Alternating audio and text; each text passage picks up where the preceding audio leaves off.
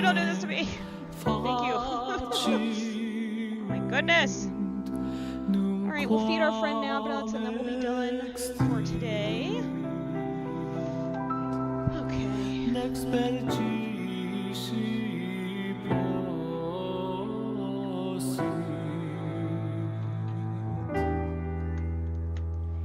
Next we are going to Sushi Kishi, who's playing some Mega Man, some Link's Awakening, lots of exciting things in store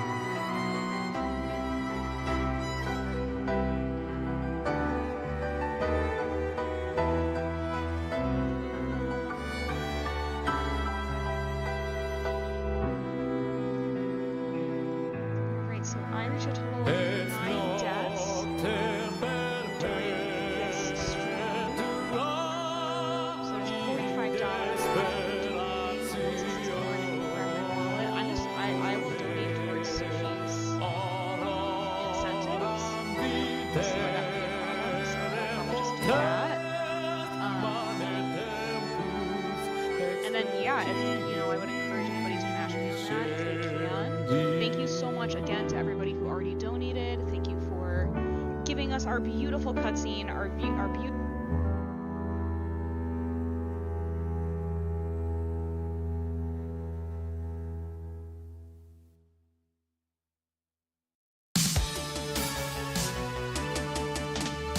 Soon you'll know that I love you to heaven and earth. I'm sure that you love me. Your feelings are written on the wall. Your shoe of glass and chrome. It suits you like a glove. Two of us could step and go forever and never, even past midnight. We're staying together cause our love, our full magic power can never stop at all.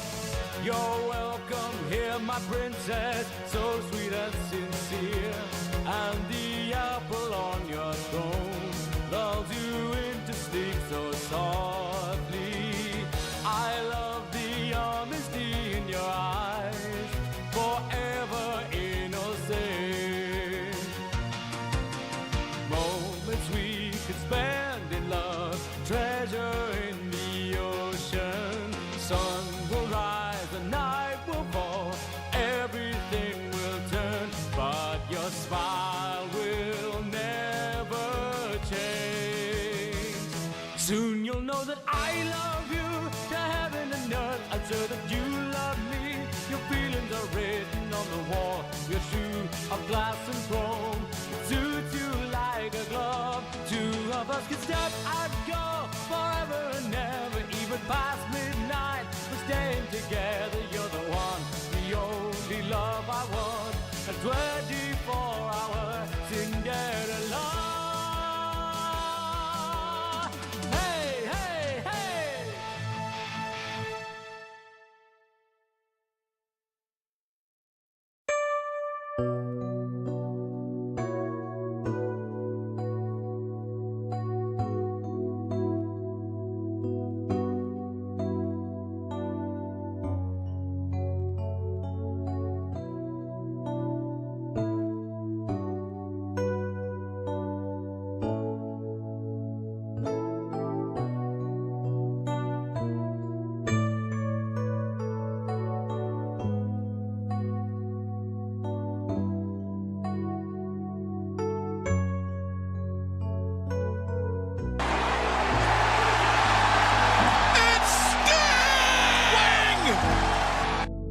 How's everybody doing? Welcome to the next stop on the WinterExpress Train. What more roast music to come in on? It's the shuffler here did not help me out here one bit. Let me put a nice fade out on the music and do something like that. That's a little bit better. How's everybody doing today? My name is Dynamite Sushi Kishi, the world's third strong thoughtful VTuber. I believe 7-time now, 8-time actually, 8-time current, 18-time former world renowned counter speedrunning champion. And if you're just tuning in, we are raising money for Point of Pride all weekend long. You can learn more about Point of Pride by going to pointofpride.org or using the charity command in chat if you'd like to donate. Use the donate command in chat if you'd like to learn more about Point of Pride.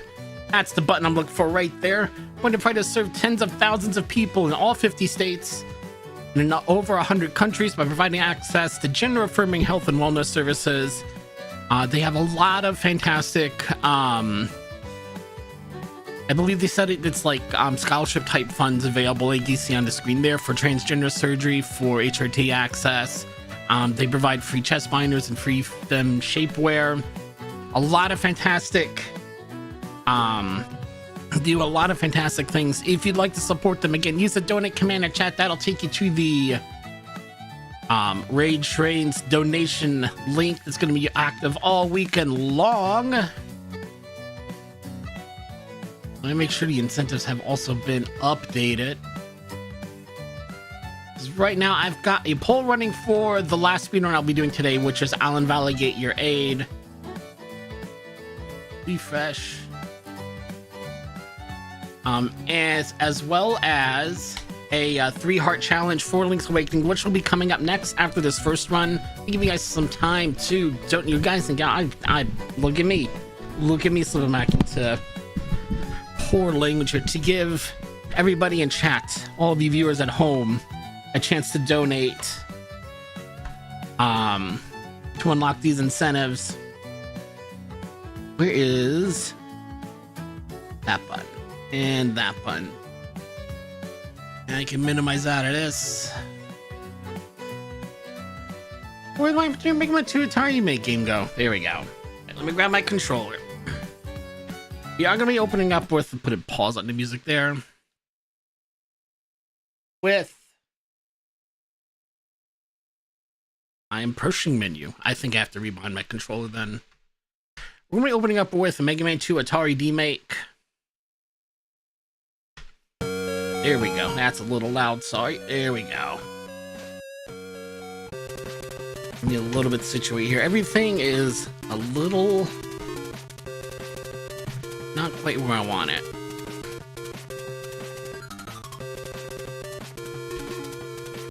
And I don't believe the game is recognizing my controller hand.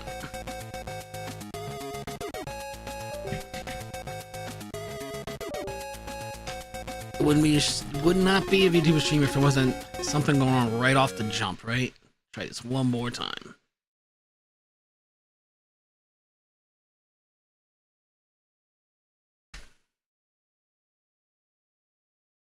It's actually the first time I've streamed outside of doing speedruns for a charity event in probably 2, maybe 3 months. There we go. Teacher First mode is on to reduce some of the flickering.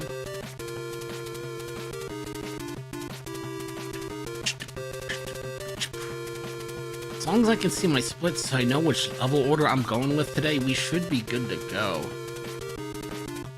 But I can't see them. I mean, I see them on the stream, but I have to hide OBS here in just a second. So where did live split go? Boom.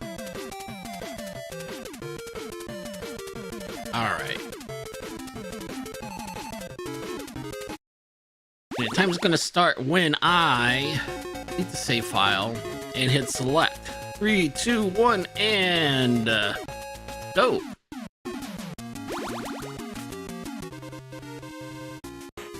We'll turn the music up a little bit now. Nice.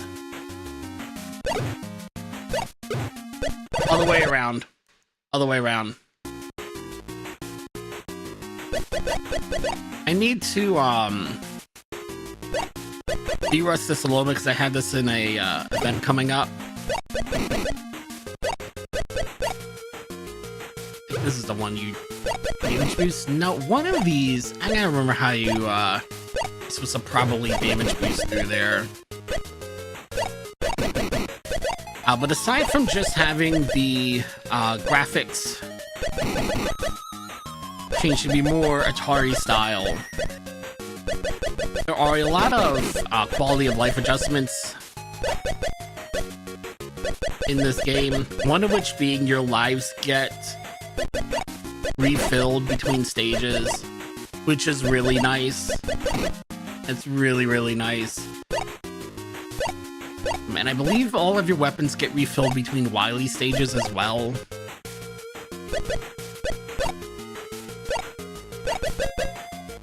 I didn't... Ah! That was the damage I was trying to do at the start. Of course. And I'm probably going to stop to grab a couple of extra E-tanks, just because I know I haven't been grinding this in a while.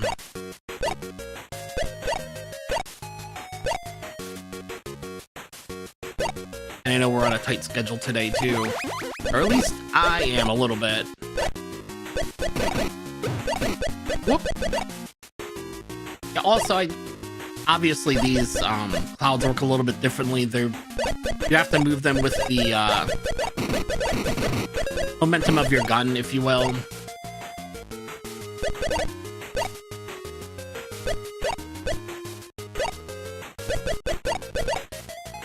Now let's see. Need to drink water. Let's see. I feel like I can go hit Airman today.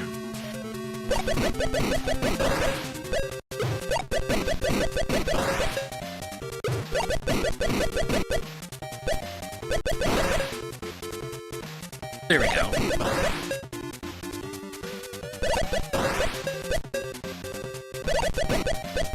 Oh. Ow! I almost had it. That's okay.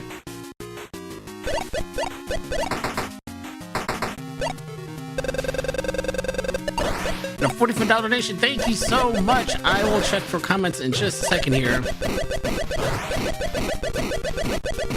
I'm gonna use my bigger health bar now. Get out of here with that.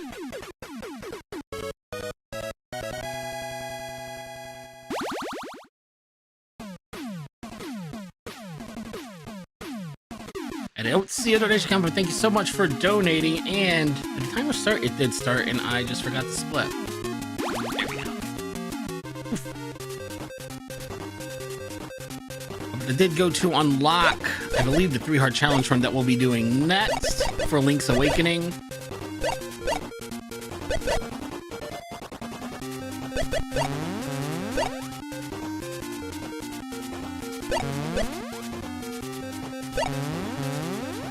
Ooh.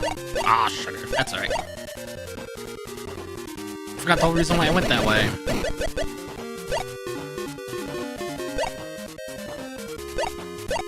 Ow. Really? You go down in one shot. There you go. Like that. Does the middle one do more damage than the outside ones? Is that what happened?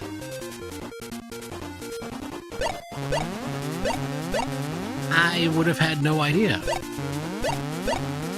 I'm generally not a Mega Man player. Not that I don't like the games, it's just not what I usually play. I didn't need to grab both of those. That was just showing off needlessly. Run!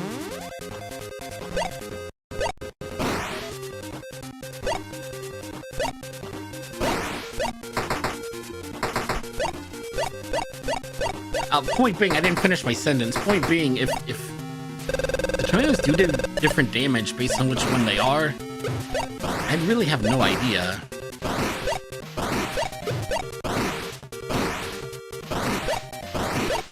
I can dodge that one boomerang.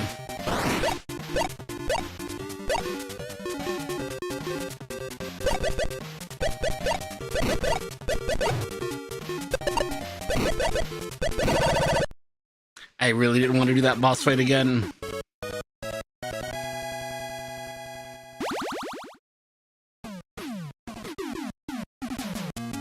Crash Man's next. I think this is my favorite track on the soundtrack.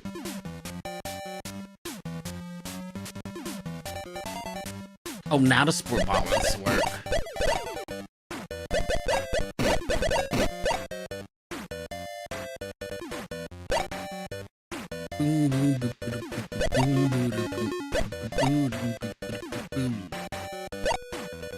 Wow. There we go.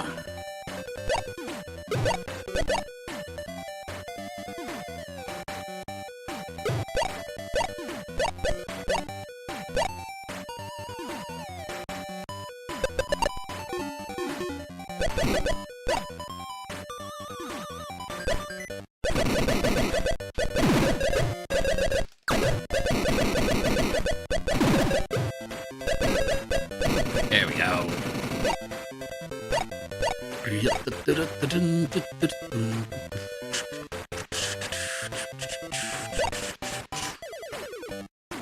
I need to get this. I need to de-rest this for a speedrun at MagFest coming up in June. In June. Oh whoops. Good job, Sushi. In January. Yoo-hoo. And I'm also offering for as a donation incentive there, playing on an Atari controller. So I need to get some more practice in with that as well. Ow.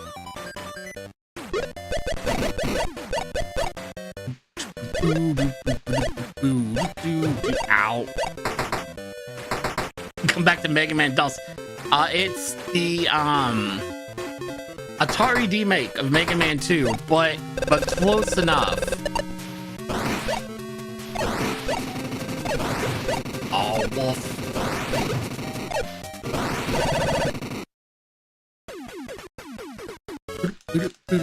Yeah, so they did this on purpose. Yeah, they did this on purpose.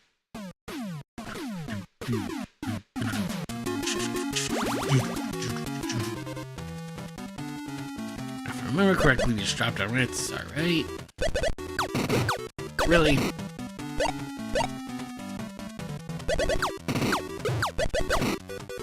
Take 4 hits. 4 hits, Sushi. There we go.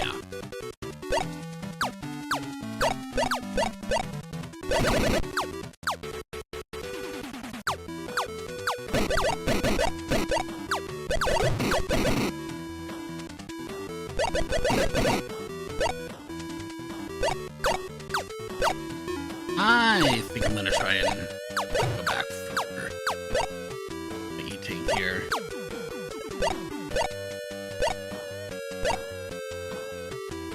Oh, but I didn't need to do it here, I need to do it here. There we go.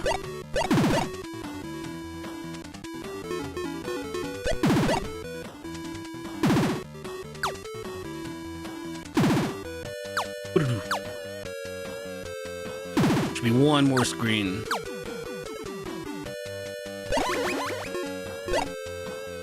That's another change I just realized I didn't talk about, is you can exit the stage even if you haven't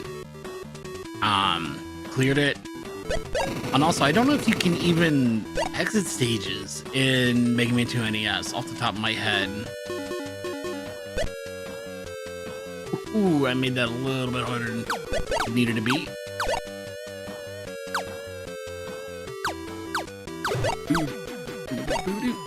Really?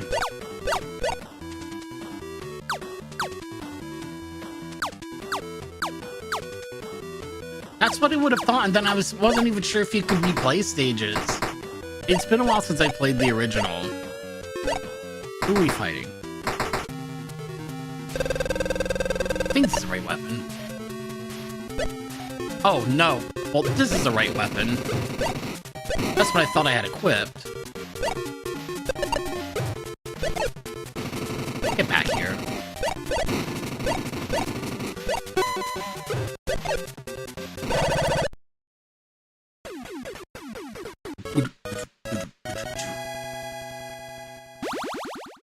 Yeah, rush jet's the right weapon there. I thought I had my crash bombs on.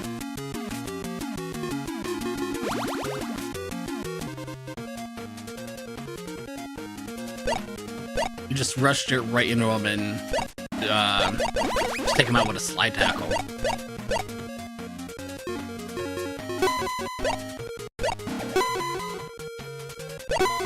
I'm trying to keep as much of the bonus speed off of the right-facing conveyor belts as I can.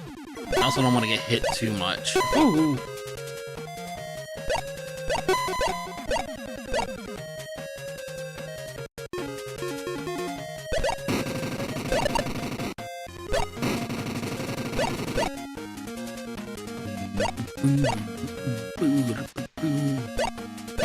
Oh.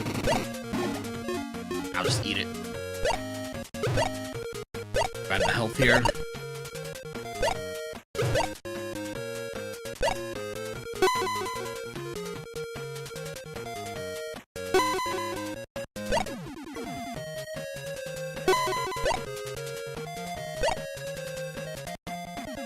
I'm also pretty sure, because it's been so long since I played the original, I kind of forget things that are different. I'm pretty sure you can't turn Flash Stopper on and off. Like, once you use it, use up the entire energy bar.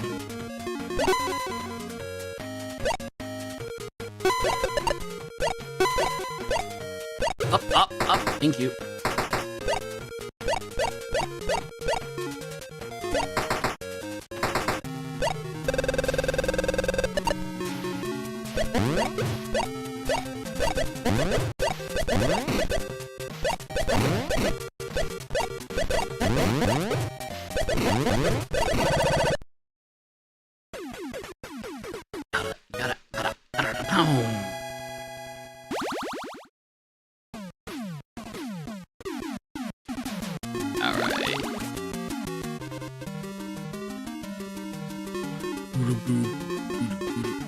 No, crap. This is what I'm looking for. For all these frogs.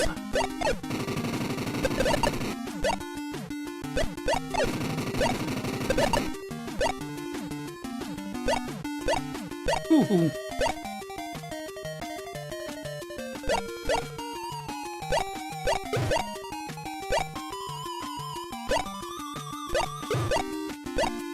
Of course, once we get in the water, we are going to have water physics.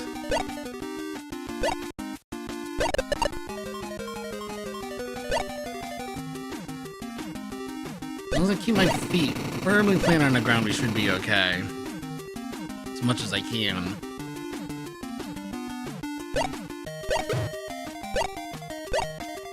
Little tippy taps. Now. Nice.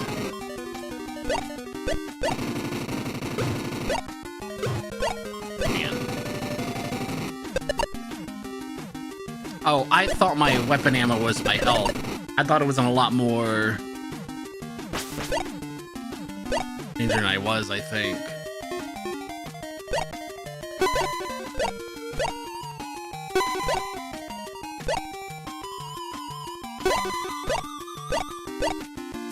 You can also rush jet through there.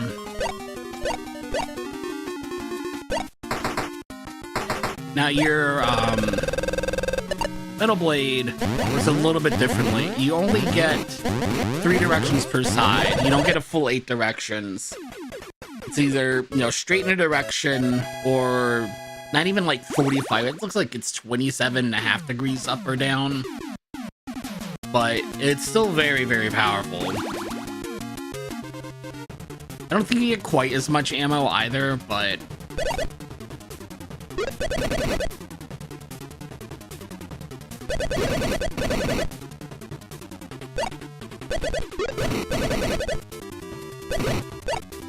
managed to do that as poorly as I could do.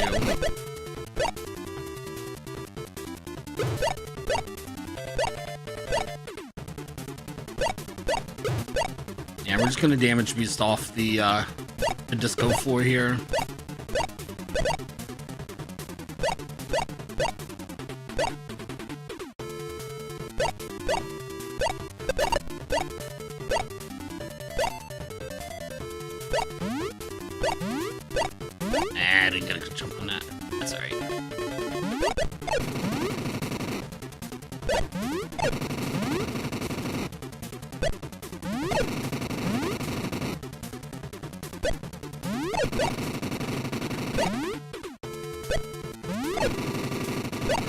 It's only gonna... Oh, no.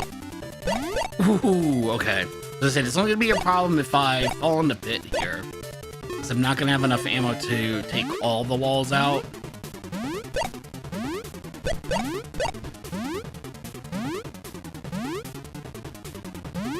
Oh!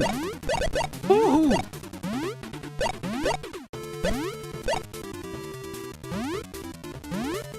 I'm glad I realized what was going on there in time, because it took me a second. I was like, why did I stop? Usually it's just a straight shot across. Bubble? For Heatman? Yeah.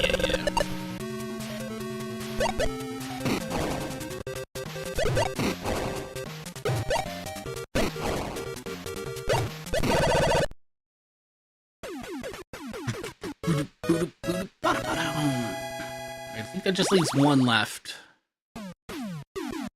Yeah. Now, if you plant your rush jet right, you should be able to go right through.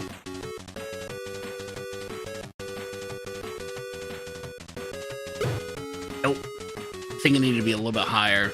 Yeah, it definitely needed to be a little bit higher. Obviously, if it's too high, you can't jump on it.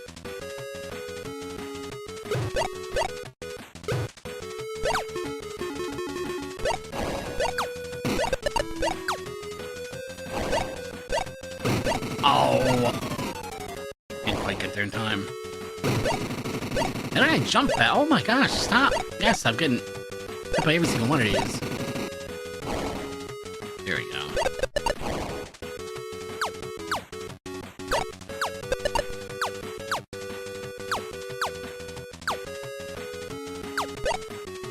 I think my quick stop here, yeah.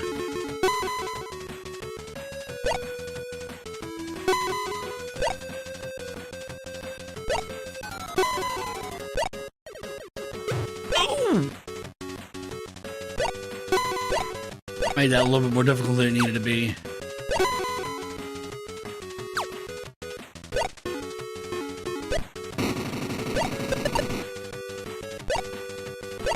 Jump, jump, jump. Okay, I'm maxed on. I'm good. You couldn't give me an energy drop, huh? That's fine.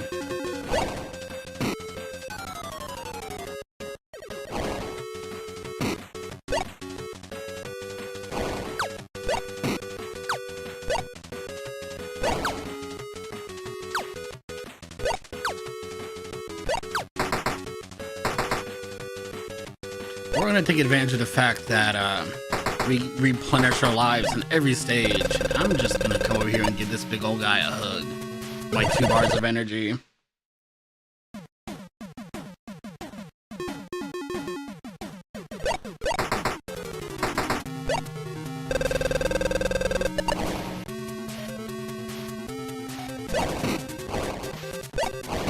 Nice.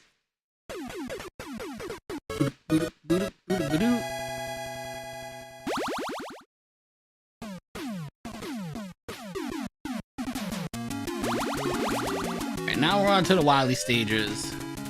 Got it. Let me make sure. It should.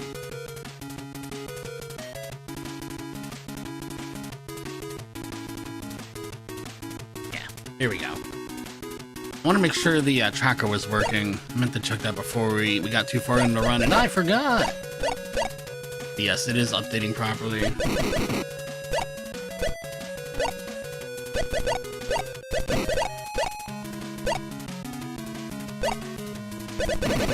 Nope.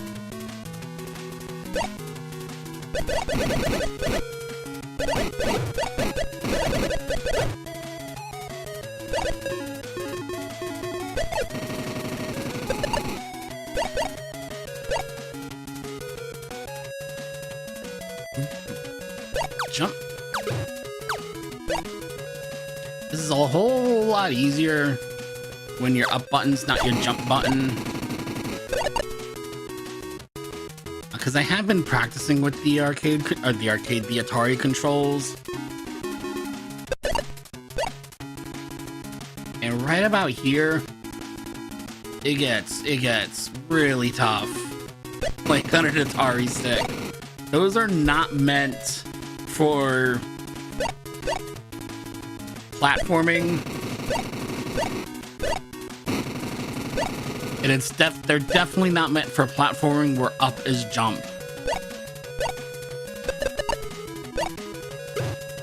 It fights me, that controller fights me the entire time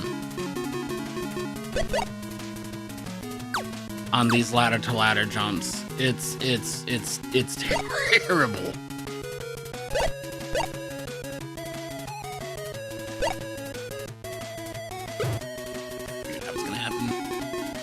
It's a dragon, right? Yeah. And this section's a little bit different in that it's much shorter, and it doesn't come with an auto scroller part. I think part of this is usually an auto scroller. Do you even have the right weapon? No.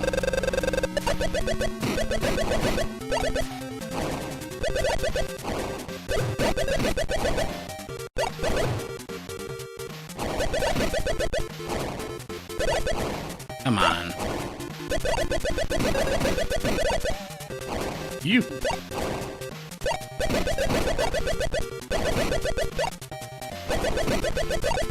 I don't know what made me want to tap left there, like I have any room to move to the left.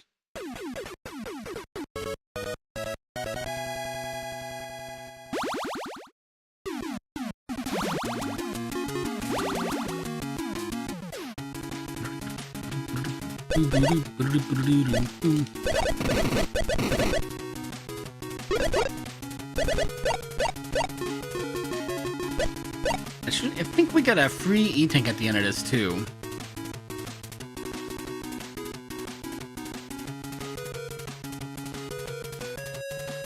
Yeah.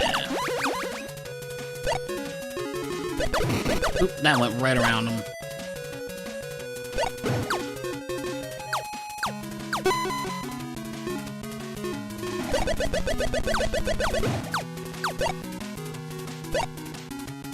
Oh, I forgot I needed oh, we'll just run right through him.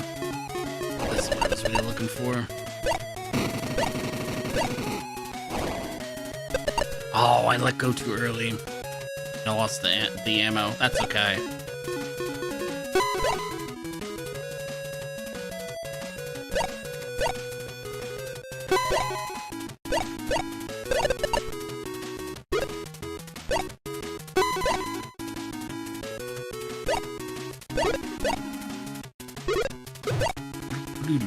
Here we go. Should have just enough to get here and through. Nice.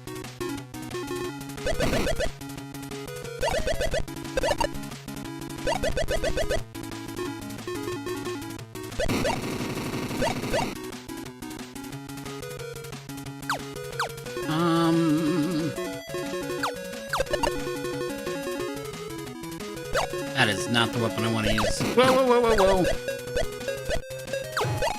I wanted a damage boost, but I don't want a damage boost off the spikes. That doesn't work. Come here. I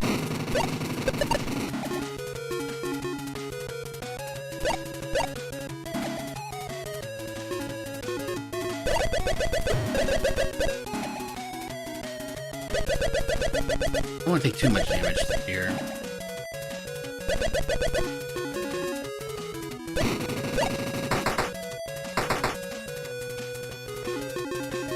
And then Bubble Lead's still gonna work for this boss. Ooh! A little early.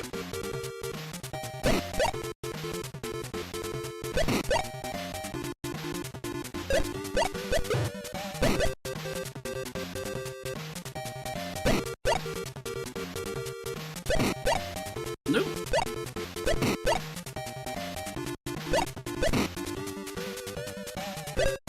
Oh. too early, too early. Just wait one extra second. Here we go.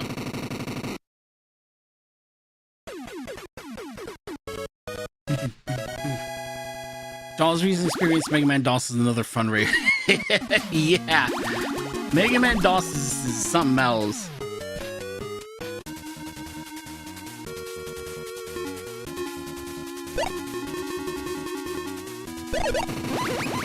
And what's nice about the ammo refills on your Wily stages is I don't have to do the math on the crash bomb there. I can just take that E-tank. This is too low for what I want to do.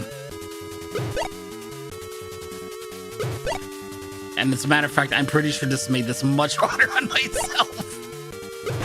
Yeah, that was too low. And then I couldn't stop moving forward. Let's try that one more time.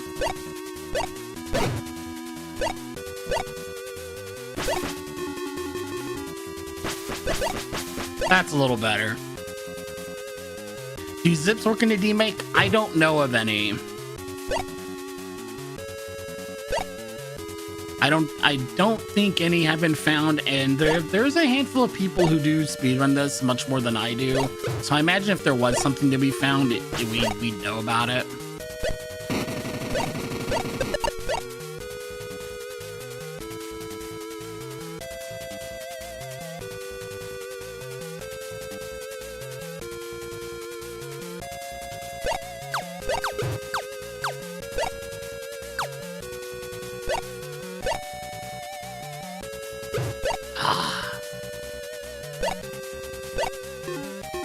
If I need to rush at the end of this stage or the next stage. Oh!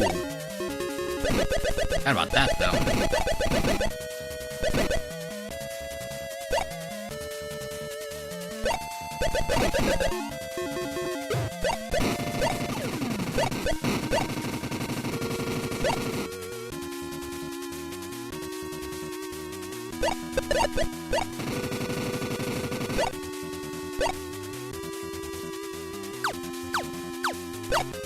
Pew, pew, pew.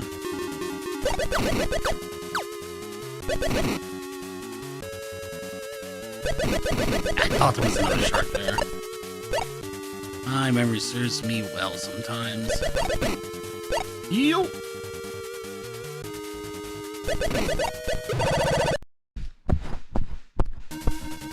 That's alright. Just the last room. Could have game over, kind of not, or could have game over. I could have lost life in any of the rooms before that one. That's okay.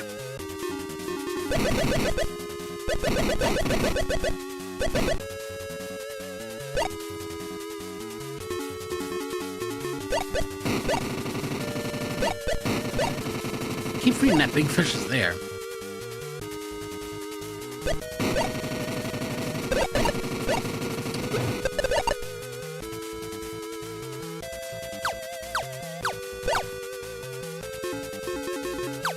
Wow.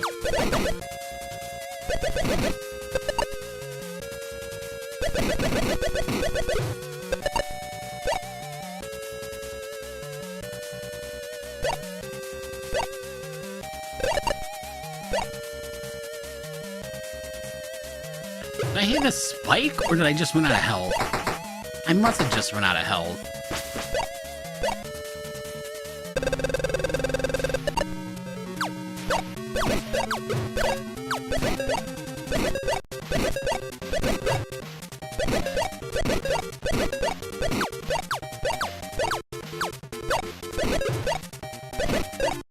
I got some E-tanks if I need them, but I think I'll be okay. Yeah.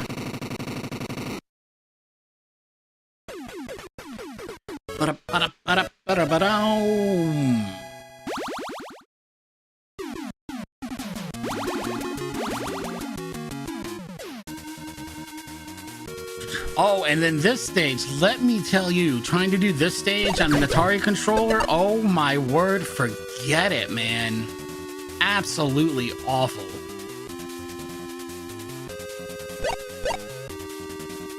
Just the worst.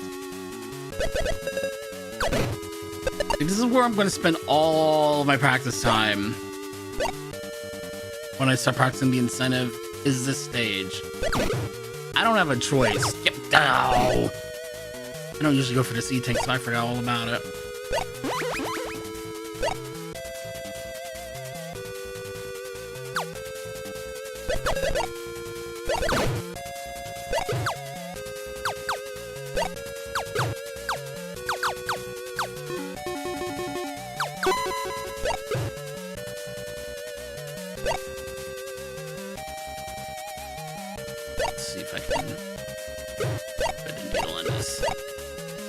That wasn't quite how I wanted that to go. But we'll take it.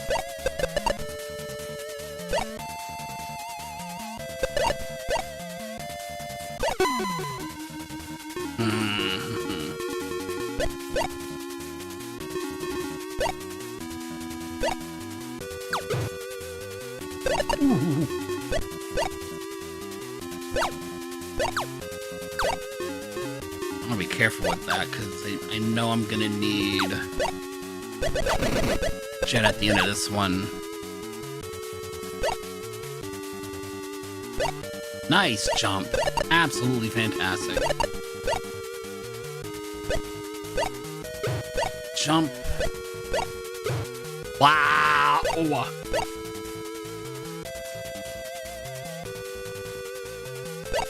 You know what? Man. I know the next zooms that are coming up.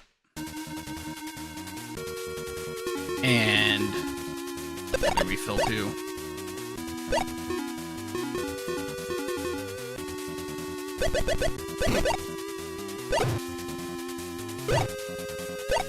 I didn't think I was close enough on the first one, the damage boost off of it.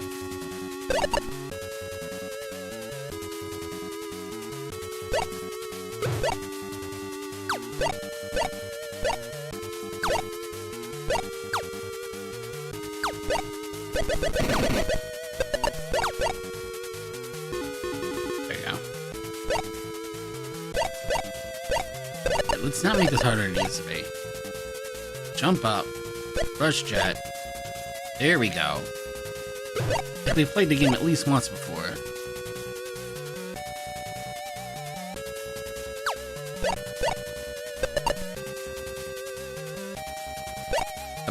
Hello? Oh, I'm out. Okay.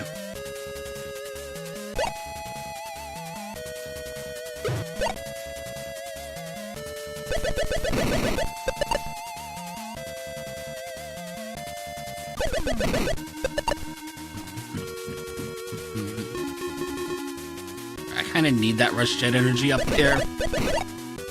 There we go.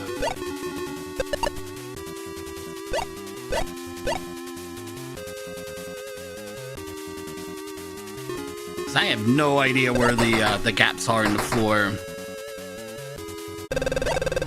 Now here we can't pause buffer, but we can pause buffer the exploding animation, but not the enemy bullets.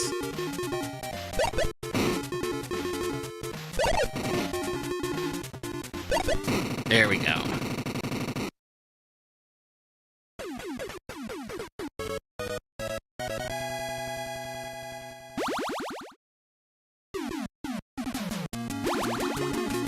And these should just be our refights, and then that flying machine at the end, right? Come here. Oh.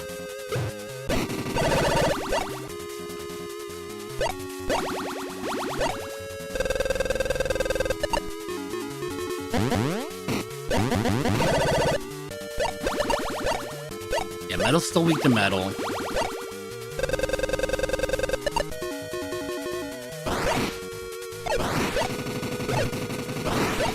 Ow, ow, ow. Ow, man, those things stay forever. It's fine when I'm the one shooting them, but...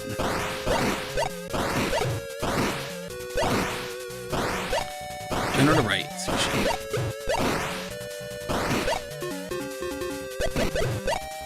I know I've got an E-tank coming up. I don't mind burning one here. If I end up needing it. Or maybe it is 45. It's not as shallow. The angle's not as shallow as I thought it was.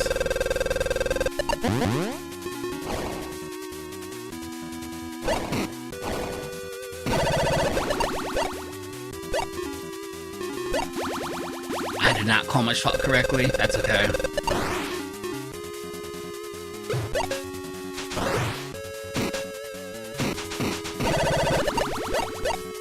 This should be He-Man.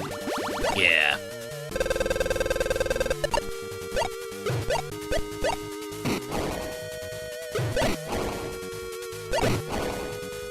Why put, I mean, I guess for decoration, but why put the, who's left? WinterExpress? Oh no. Let's just burn our E-Tank. I need crash armor, and then I need flame, crash armor, crash bombs, jump.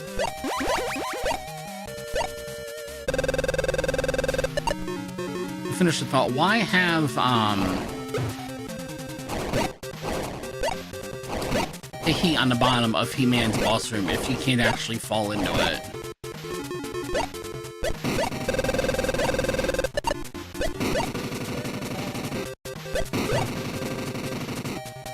The animation stays up for so long. It's so nice. I ended up having way too many E-Tanks. I should have had a little more confidence in myself.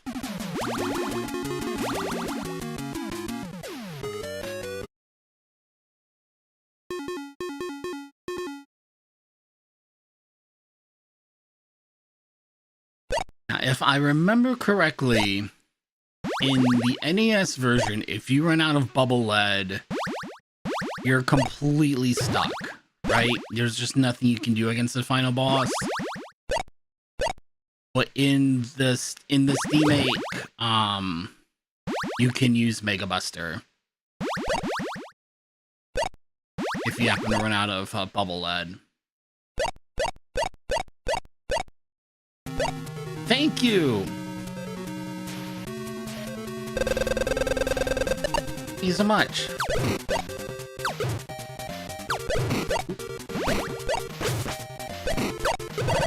I wasn't paying attention to my health.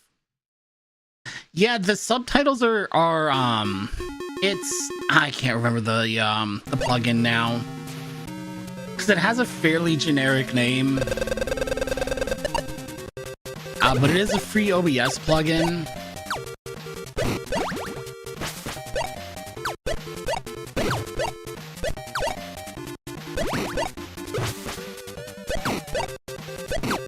And it also generates subtitle files. And I don't know if it like embeds the subtitles in the video file or not, but when I upload to YouTube, or I guess right now I'm dual streaming to YouTube, but if I upload to YouTube, it's it spits out, it brings the same subtitles over.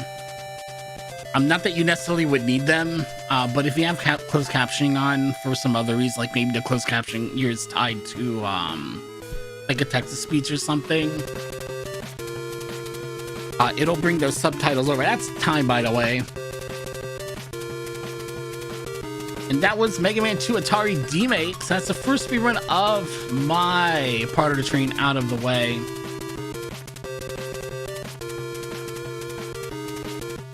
Adding the Tiltify. Yes, so for my Tiltify stuff, I run everything through webhooks, Tiltify's webhooks or their API.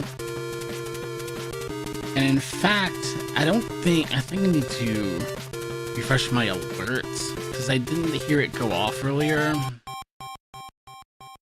on the donation.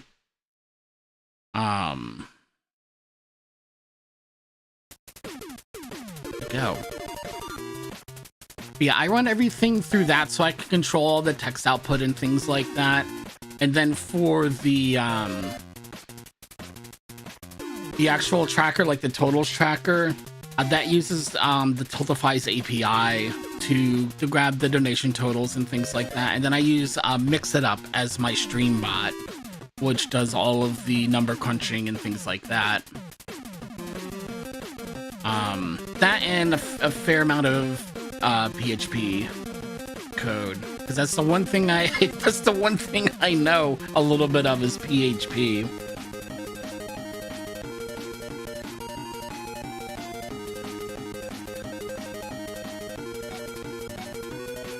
I mean, that's mainly because I never liked the and I had it here just in case something wasn't working right. The default Twitch tracker. I just never really liked it.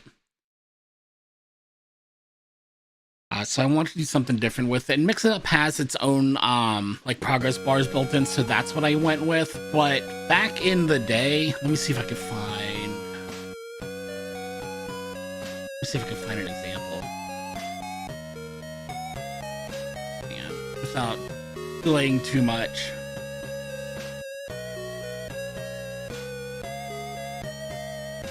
When I was feeling really ambitious, I had fully customized progress bars for my trackers. Like for Hamtaro speedruns, I had a Hamtaro progress bar.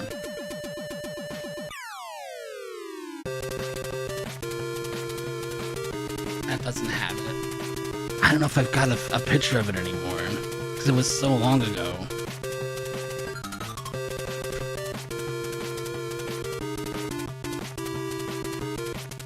Oh, this might be it.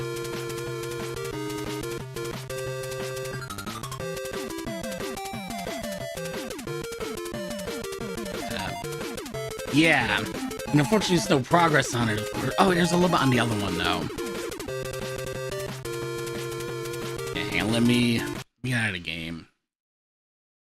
And it's gonna look a little funny here, but that's okay. We'll make do with what we've got. So I don't have to recrop.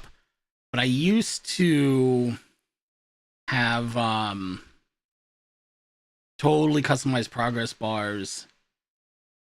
Game capture, so I can take the crop off. See, on the bottom corner, I think for Extra Life I had those look like treasure chests, but I also had one where it was just the ham friends that would fill in as you go across. I used to go all out and customize progress bars for like all the games that I speedrun, but it just got to be a whole lot of work.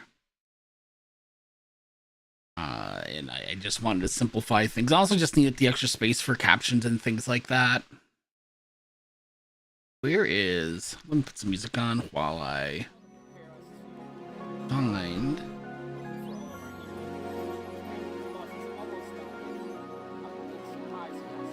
Oh, that's me talking in this video that I didn't be over here. Okay. I'm actually gonna take the capture off, and while we're in between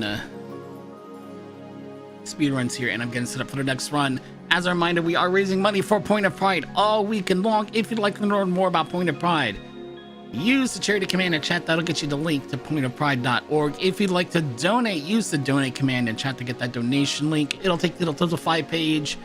And make sure you check out the incentives. As a matter of fact, I need to make sure those are unlocked the way they need to be. Because right now, the 3 heart challenge was not quite met. And I'm going to take a little bit of a break here between runs. And I might even swap out runs. Just so we can maybe get that last incentive met. The last $25 needed for the Link's Awakening challenge. If you donate, make sure you put your donation towards one of the incentives so you can unlock the 3-hour challenge now. There are tons of incentives coming up for all of, I would say, the speedrunners, but not everybody's speeding, but for all of our participants in the Raid Train this weekend. There's also a poll open for which minigames I'll play for I'll Invalidate Your Aid. And let me check out. Yeah, fantasy horror puzzles pretty far in the lead, so what I'm going to do is make an executive decision. I'm going to close out the poll and just leave the one incentive open, and we're going to swap out the game order a little bit. I'm going to go ahead and do I'll invalidate your aid next. But first, I'm gonna step away for just a minute. I'm in the restroom, excuse me. I will be right back in just a minute or two. All right, drink 2.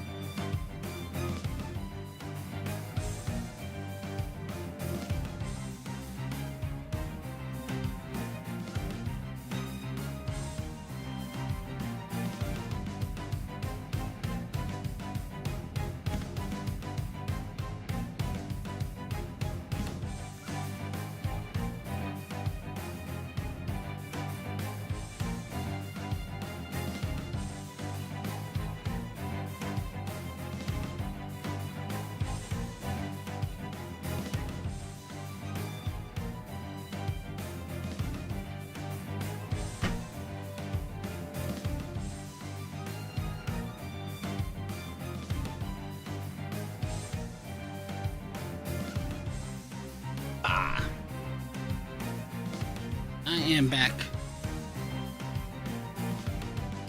I need my headphones though. And I still gotta set up the game. So don't rush on back quite yet. Cause I've gotta probably recrop here. Oh, and it's all invalidate your aid, so I actually have to run it in 720p. Hang on. This game's all hold to do.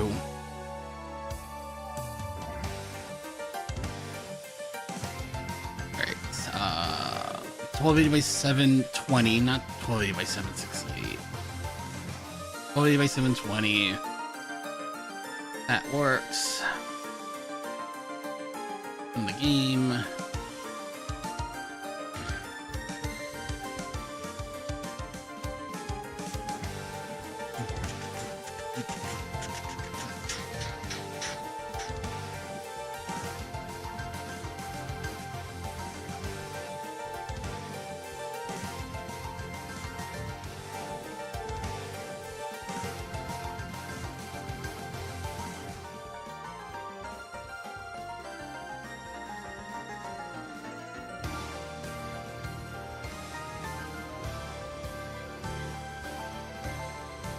And just let me grab a drink real quick. Do one last pitch for the charity, and then we'll get into our next run here.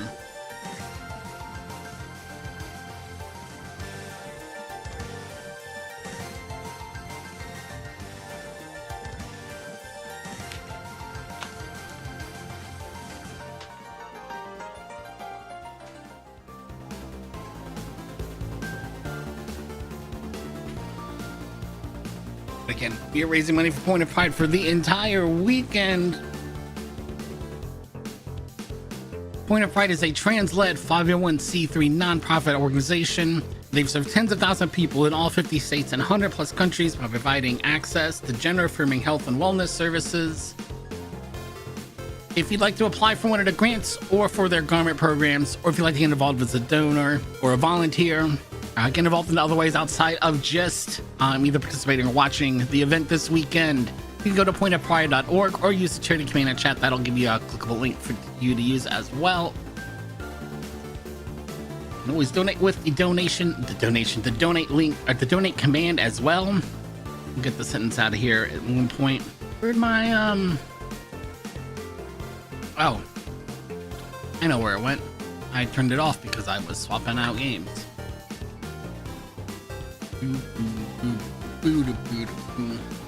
Oh, and I forgot to fix cropping. I think because I resized it, I don't actually need desktop crop or a crop. I have to run this full display capture, and you'll see why when we get closer to the end of the run. This game's a little bit different.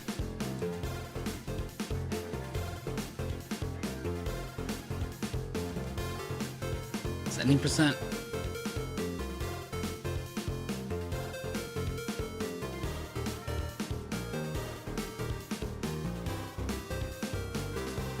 It's just the one.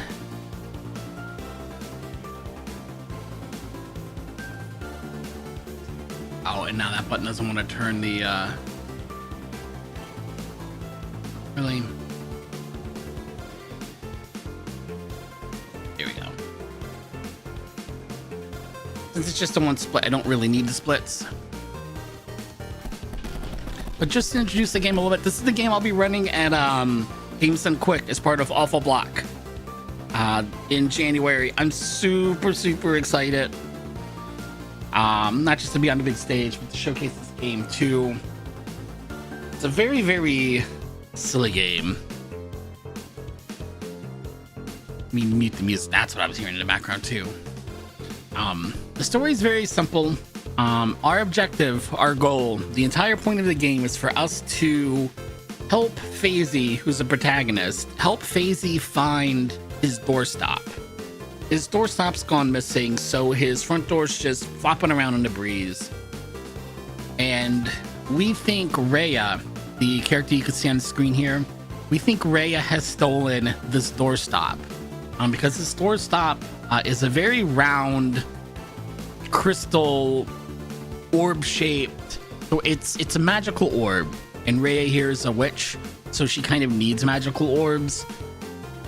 So we're trying to retrieve our doorstop from Rhea. Rhea's here to stop us from helping FaZe, which is not the same thing as Rhea trying to stop FaZe. Rhea's specifically trying to stop us. And you're gonna see this right as soon as I start the run by clicking new game 3, 2, 1. Ah ha ha, see, because that new game button's not the new game button. Thanks to Rhea, now we gotta restart the whole game. Because new game's not new game. Continue is the options menu. Options is the continue menu. So this quit button, 3, 2, 1. That's not the right button. 3, 2, 1. Go. This quit button's actually the new game button. And Rhea's gonna ask the question, what kind of game do we want to play? We're gonna play an evil game today because it's any percent. FaZe is here eating breakfast, and that gate is awful squeaky. When FaZe isn't protagonist in a video game, FaZe is a gate builder. FaZe builds gates. How do you build gates? By holding down the Alt button, and whatever character appears on the screen, you push it. He's very good at building gates. He builds them instantly, as you can see. But our doorstop's still missing. Excuse me. So now take off on our airship. Do I have any incentives open? I have a $25 that needs to be met. Oh, that's $25 for the Link's Awakening 3 Heart Challenge run. That'll be after this run. And then that's it for my incentives. And I know other people have incentives too, but I don't know off the top of my head who's up next to take a look. But Rhea has set out. Hello? Hello? There we go. Ray has set out a couple of puzzles for us to clear before we can actually fight her and try and get our door stopped back. One of which being she's going to shut down my computer in 8 minutes. So we're in a little bit of a hurry, and I've already made a mistake. So I have to come back and read the directions here. If you get lost, right up, right, left, down, turn 90 degrees. Right up, right, left, down, turn 90 degrees. So right. Nope, just kidding. There's no maze here at all. The door for the seal is closed. All right, voice recognition. Open sesame. It's using the wrong mic. Fantastic. Hang on, I gotta get my laptop mic over here. I gotta get this other mic over here. Open sesame.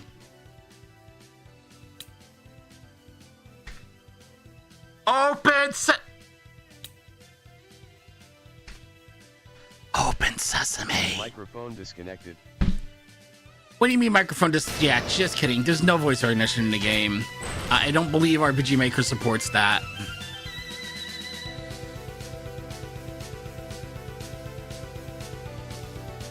It's 2 rooms down. This 3rd room, I'm gonna go, this was something like Pro Skater, I think they call it Goofy Foot It, when you have usually your left foot forward, but you're not dominant foot forward. Because right now I'm using right hand on my mouse to keep this blue box away, and I'm using left hand arrow keys, because WAS doesn't work in this game. It's only arrow keys. If this blue box touches me, the room resets. And if I don't move my mouse, it slowly gets closer and closer to me. For another gate on this portal here, there's one more magic seal for us to put a gate over. And it's this fun room, which is the input lag room. See, there's a one input latency buffer here. So if I push left, nothing happens. The next time I push a button, now we're good. So I'm actually gonna have to count here a little bit. Yeah. So if I start talking and trying to type,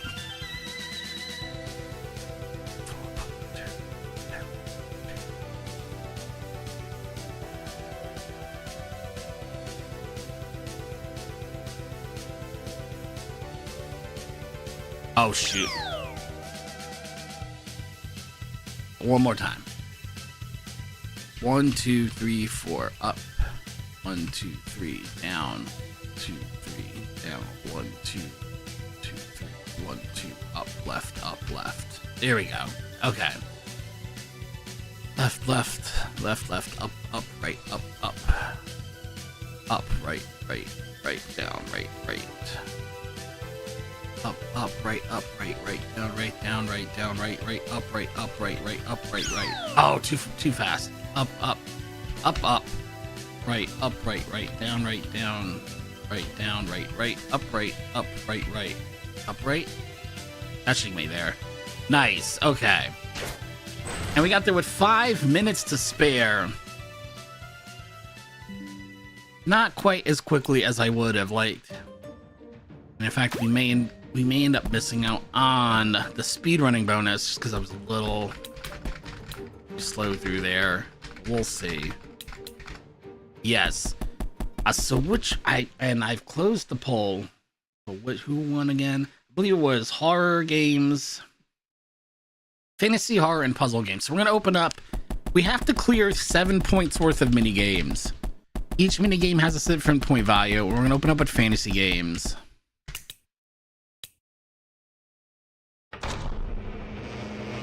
Thanks to everybody's generous donations for that poll, choosing the selection mini games for today. This is your typical fantasy RPG. I live in this countryside village and nothing's happened here in 1,000 years, and then there's a big explosion. So we're gonna go check that out. And as soon as we change screens, the intense music starts playing, which means something super serious is about to happen. Of course. Be emerged. We're going to escape from everything. We're gonna try to do this at minimum level, if we can. So a couple of potions are not gonna hurt. There's the final boss. Past these bees. I am obscurest lord of evil and cringe. I'm shouting, which makes me evil. Evil lord emerges. We have no skills because we are level 1 still. Fight, attack. So I'm just gonna keep an eye on my health in case I need to use these potions. A crit hit would be nice. Ooh, I may have waited 1 turn too long. Woo-hoo-hoo! I got a clutch dodge. Oh, I definitely should have healed 1 turn earlier. Nice. And then if I had swung, I wouldn't have needed to heal anyway. So, but how do you know? That's 1 mini game down and 3 points in our pocket. That's what the tracker on top is tracking.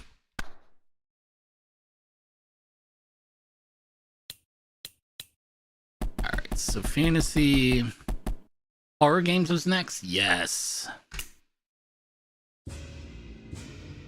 So what makes this a horror game, you may be asking? As I am absolutely not in the background trying to pull up the solution for the puzzles because I've forgotten. The what makes this a horror game is specifically if you're a speedrunner, are these text boxes. What is this game about? Well, you shouldn't play it, really. It's a matter between me and Phasia. Still precious object commitment. Look at all this text. If you run into any of these NPCs, you have to mash through all of this text. And then they disappear, which is nice, but you've gotta dodge all of them out. And then, this is not even the end of the horror. Oh my goodness, this room is not very friendly. Alright, next one. This NPC who's upside down. No! I mashed too quickly, and there was a surprise little extra text box there.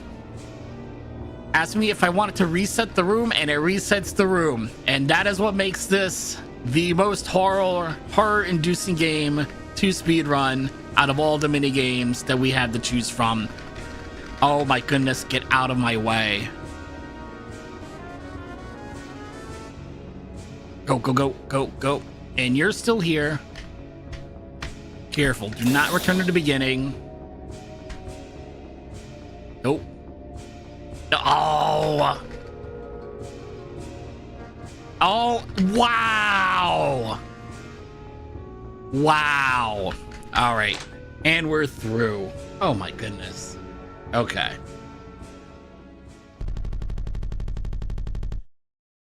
Now the puzzle has an easy solution, but I don't remember it off the top of my head.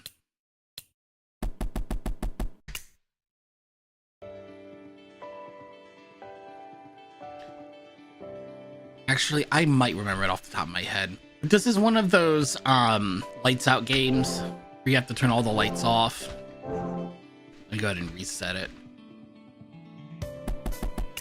I think it's I can't remember. It's not as simple as I thought it was. Speedrun notes. There we go.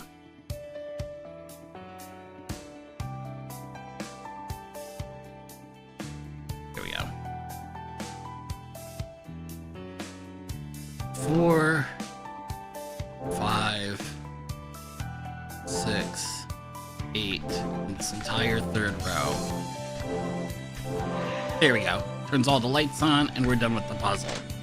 Now, if you've been counting, this is 6 points and I need 7, and it's been 3 mini games. And if my calculations are correct, I see you're getting the hang of it. All right, good. I can still play one more game, because if you take too long here, if you play too many games, I just need to play one more game, and we're gonna play Super Mario Maker just to make sure I'm way over the limit here. If you play 4 mini games and you don't have enough points, you reset the entire section. You lose all of your points. That was not the jump button. I need to continue. There we go. Now, it used to be where if you touched this door, it sent you through and you'd game over. Now you actually have to push up to go through the doors, which is really nice. This is a checkpoint, and I've overjumped it a little bit. But yes, this is a 2D Super Mario Maker parody built in RPG Maker, and it controls exactly as you think a platformer built in RPG Maker would control.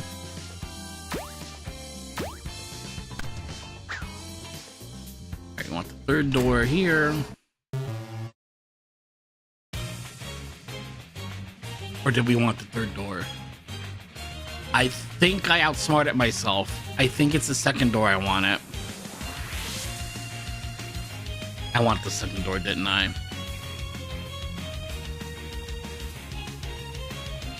I wanted the second door. Alright, second door.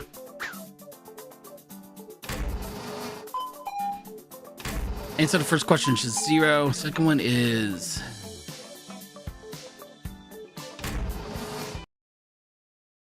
$4 pie?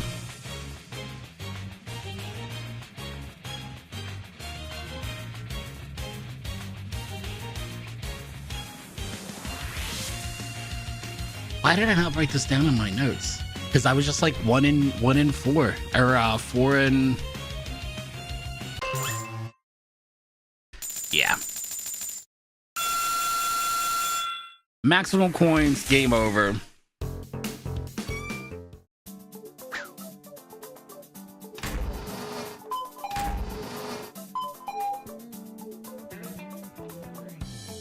I've genuinely forgotten what the correct door there is, though.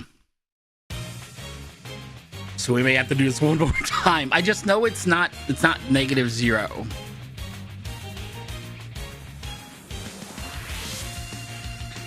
But even if you find the correct door, it does this.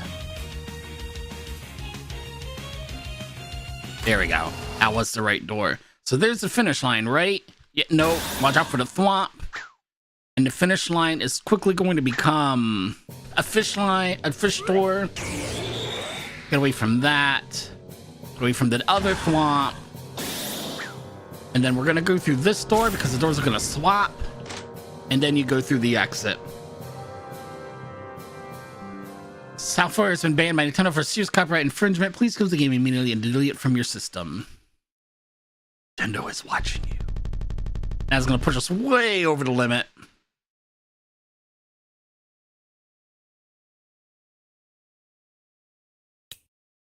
And now we're on to our final boss fight against Rhea.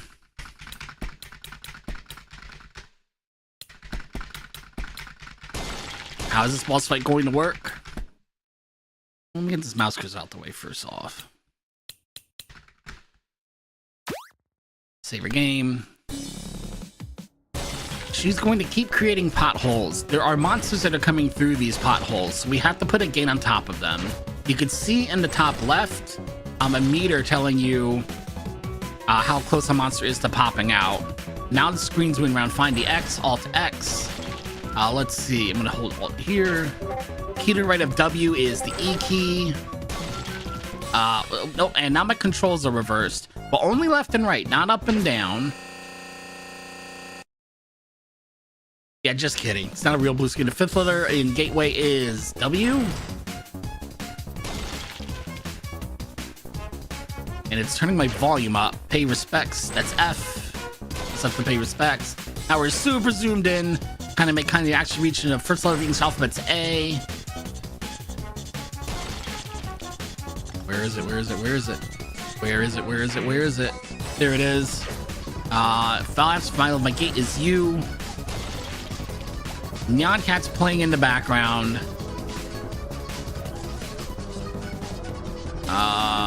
Two right and under and two right from R is H. Oh. Middle of C is E. That sounded like it was in my right headphone, and now I'm wondering if I got my headphones upside down, or backwards rather. Cut up for R and the alphabet's Q. Undefined. Thank you for your feedback. Down letter of WAS is S. We're getting close to the end here. Oh yeah, now the screen's really small. We're definitely getting close to the end here. Any asymmetrical letter? J's asymmetrical. We'll go with J today. And my entire monitor has been cut off. It's okay, that's part of the plan here. As a one last final ditch, Rhea turns off the monitor, which I'm waiting for either OBS, my capture card, or my monitor to reconnect, because I really can't see the game here. There we go. I'm gonna play through OBS here for a second. That monster's on yellow. That monster's on orange. I'm just getting close. There it is. I just saw it. Key to right is F3 is F4. And that closed the game. And as one last final joke, Rhea makes you push Alt F4. And now I gotta reload my save. I've lost my game audio because my HDMI cable disconnected. And I think it muted everything. There we go. I knew nobody could skip my brilliant traps. Yeah. So in the end, mind you, all of this was to get FaZe's doorstop back. And we think Rhea has it because it's a crystal orb, a magical orb that she needs for her spellcasting. She doesn't have it. FaZe's never lost his doorstop. He just forgot where he put it. So now we're going to go back to the title screen. We're going to go into New Game Plus mode.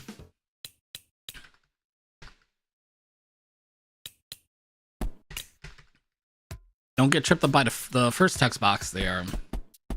And we have to figure out where FaZe has hidden this doorstop on himself.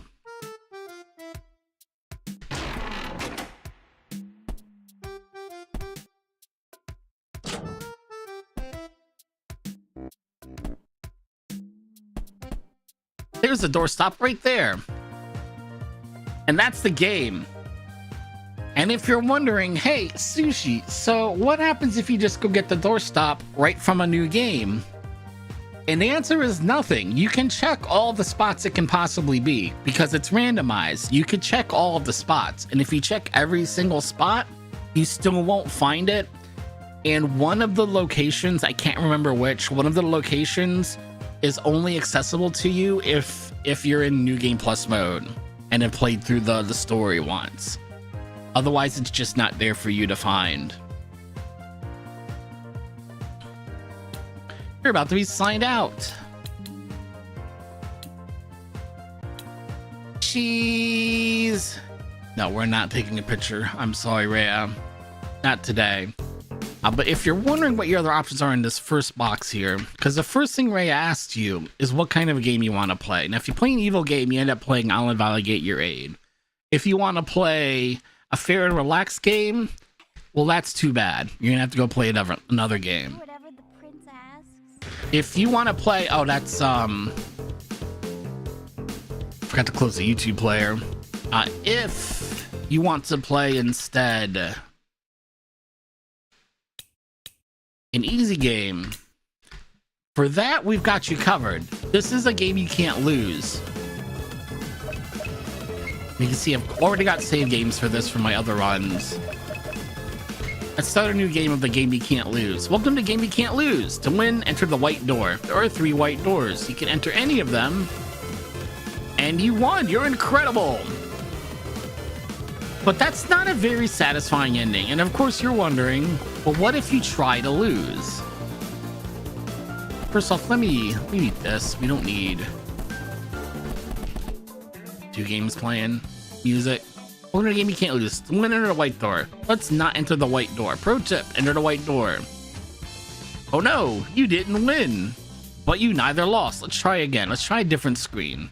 You have to get through the cave without dying. Well, if you happen to lose, then all the spikes go away. And if you happen to jump into the water,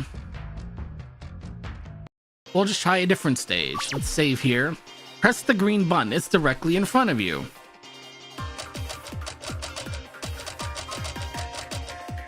I almost did it by accident. Let's hit all of these red buttons.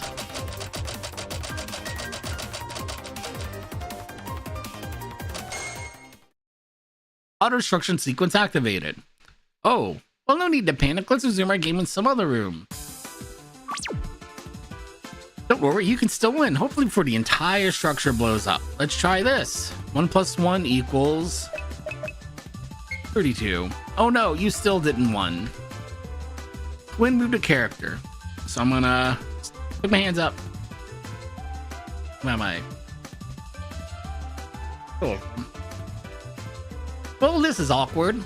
We don't have much time left, and I don't want to force you to do something you're not comfortable doing. Let's try that again. 1 + 0 is... No!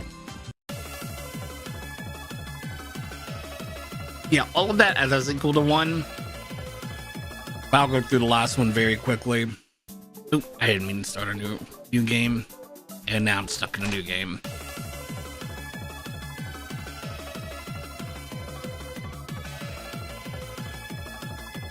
Continue. There we go.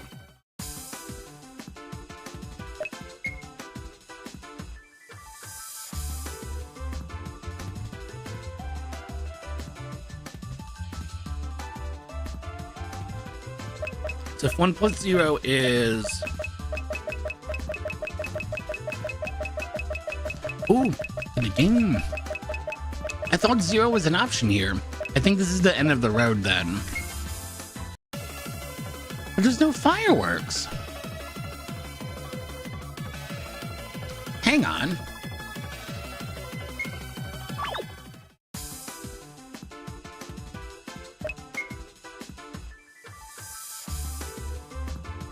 Hang on. I know there's another step to this. Am I just misreading something?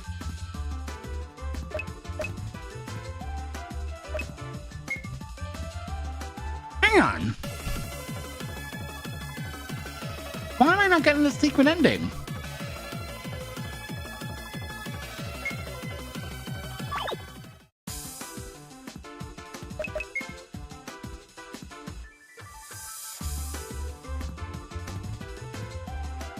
Oh, I'm so silly. I forgot. This is, you have to cancel the dialogue box. It was right there in front of me.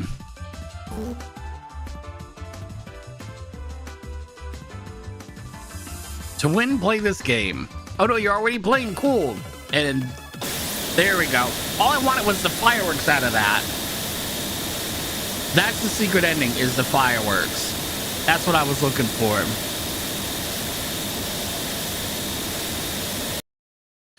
And that is I'll Invalidate Your Aid, as well as the game you can't lose.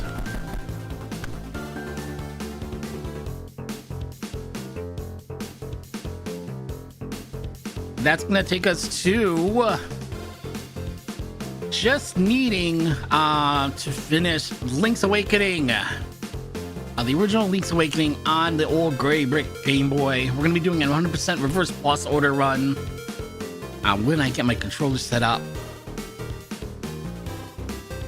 And as a reminder,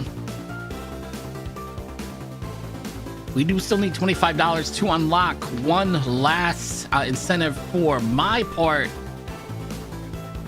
of the Raid Train,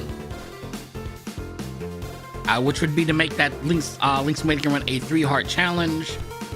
I'm going to probably step away and run an ad real quick just to get rid of the pre-roll ads while we're switching between runs.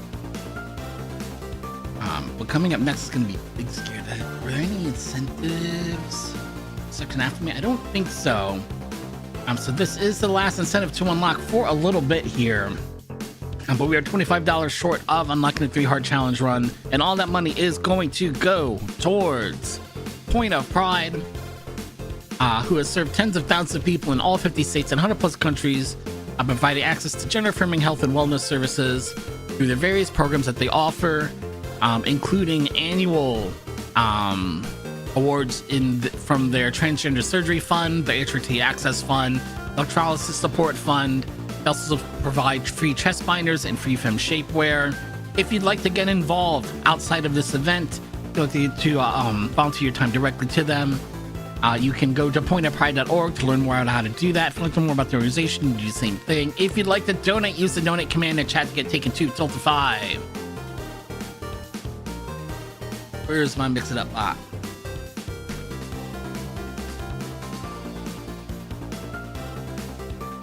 It went to YouTube, but not to Twitch. You know what? Mix it up. You're funny sometimes. Mix it up.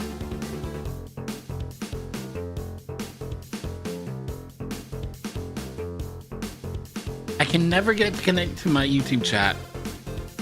Like pulling teeth, sometimes I get to connect to YouTube. Today, it only wants to connect to YouTube and not to Twitch.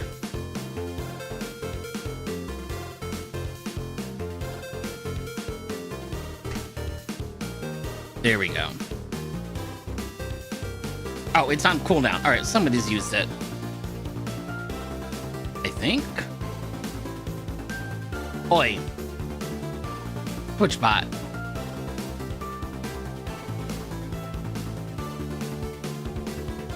There we go. There's the link. Did it get met? All right, good.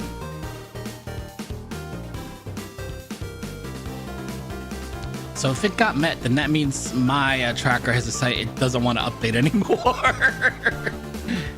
Oi.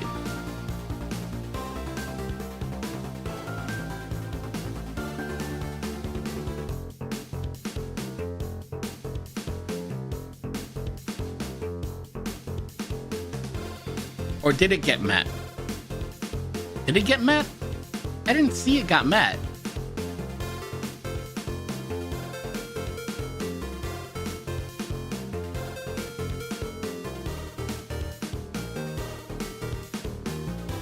Wait. When did it get met? Because I still had it open. It's showing us 4520? Oh. Okay, so yeah. That makes sense. 4520. You're right. I can't. I don't read. I didn't read the chart right. Well, that's good. Because. Well, hold on. Did the other incentive get met? I also read that wrong. No. Okay. So it's just the one thing I read wrong. Okay. That's good. So we'll do a 3-heart challenge run of that. Let me get some music playing again. While I recrop everything in the background here.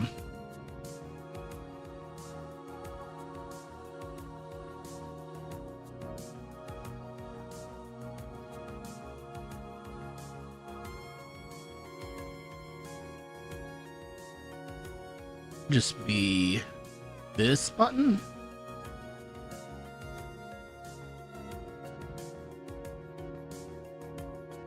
And this button. I think. And if I've done this correctly, all I gotta do is open the game.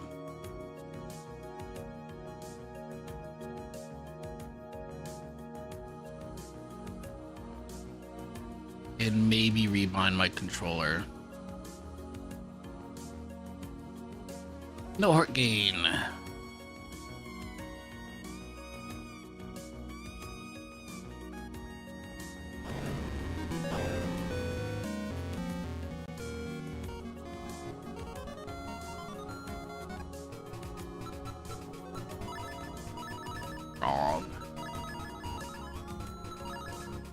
Yeah, I think we're good to go. I'm just gonna grab a drink real quick. Take a big stretch, but I'm not even gonna leave the room here. Just gonna mute my mic for a minute.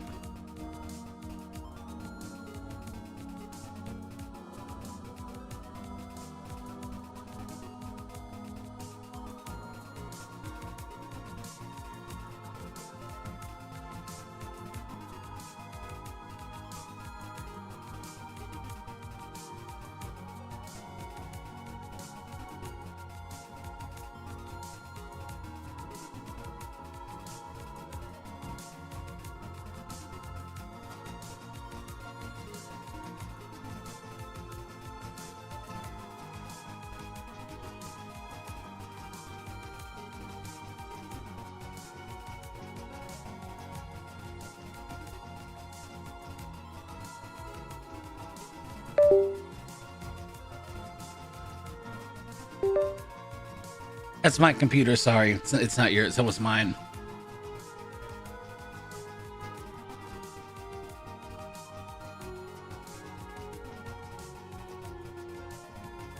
when my model is connected, but now I can move. Now look at me. Now I can move and everything. I don't know when it's connected though.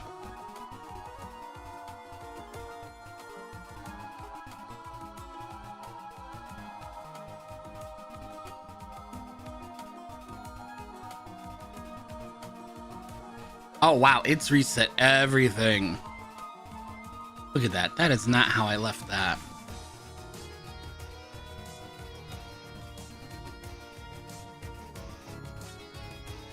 Alright, watch this for a second. Whoop.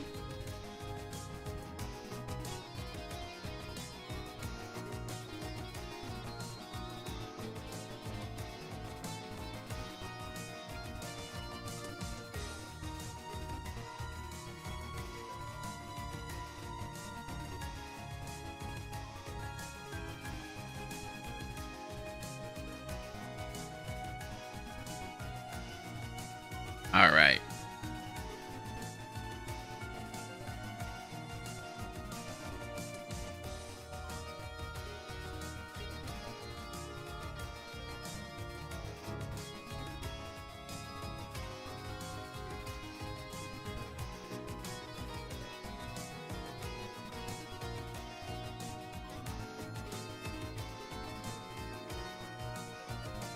Stop with the notifications. Stop.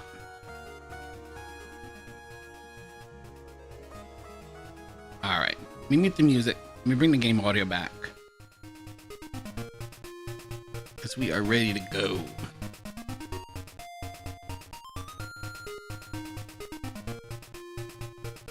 Oh, then I gotta resize the whole game window. That'd be good.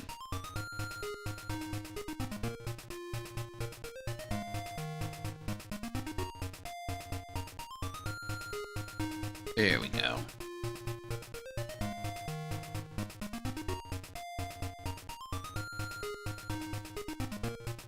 There we go. All right. There we go. Where is tilt top? Okay. Okay. Tilta KK. If you enter Tilta KK on the Japanese version, you get Tilta KK's theme.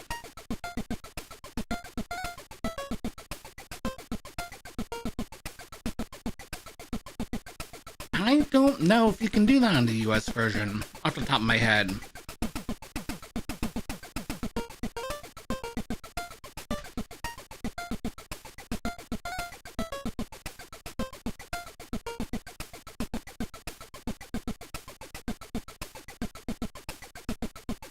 Yes, you can, but it's a little different. You have to enter the name Zelda on the US release, and then wait 2.5 minutes, and it plays it as the bridge between loops.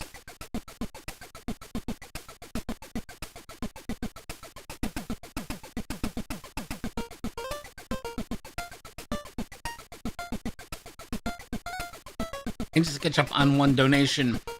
$10 from Super Blood Wolf Moon. It says, let's go Sushikishi. Thank you very much. I'm sorry it took me a little bit long to get to that then. I thought I was really to that last run though. Alright, let me reset timer.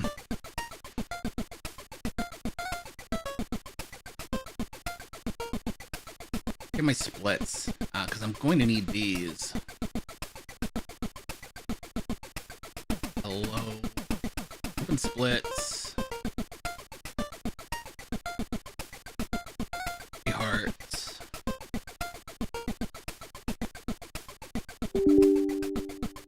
Really? It's not a valid split file. I must have moved it.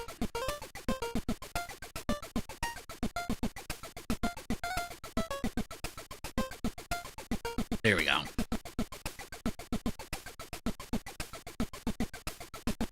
And because this one doesn't want to work either. My Stream Deck also just doesn't want to cooperate sometimes. So I've got a button to turn this on, and it won't work unless I'm in looking at that layout. Unfortunately. Alright. I can see chat, I can see my splits.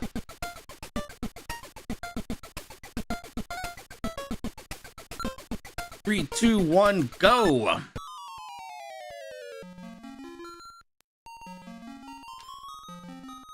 So we are playing Link's Awakening, the original old gray brick version of Link's Awakening.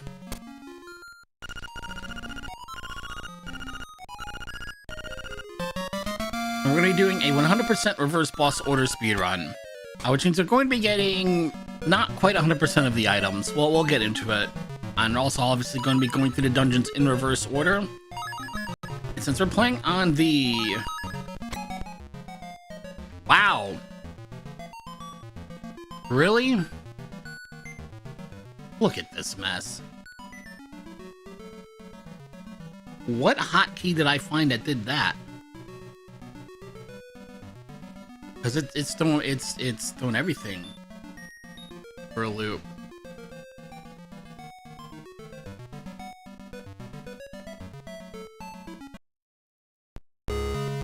I don't want my controller doing this. Stop! Okay. I don't want big mode. I don't want Steam big mode. I don't know why this core... I can sound that it doesn't sound right. I don't know why my core got reverted. Cut it out. My buttons didn't keep the binding. What happened between before stream and after stream? Because I did all this before stream. Start, select. I do R and L. This is like I have it set up in the GameCube.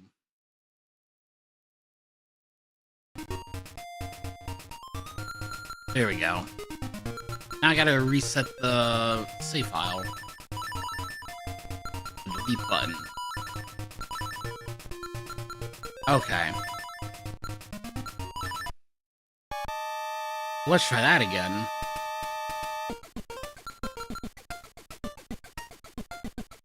Three, 2, 1, and go.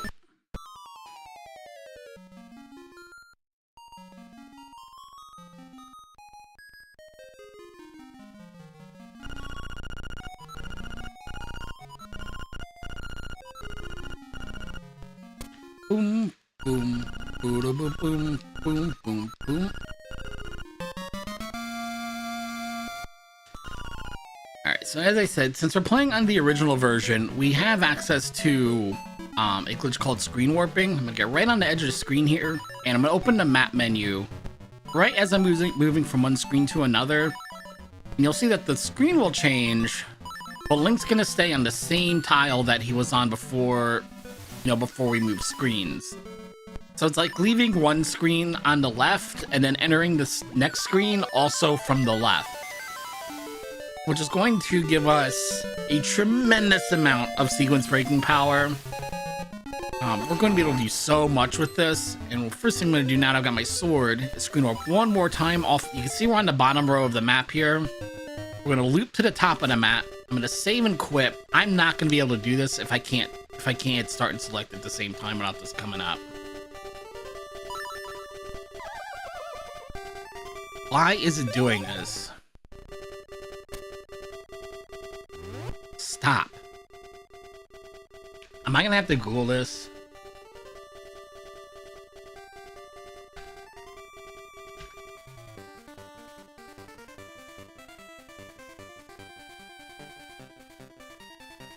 Boom, boom, boom, boom, boom.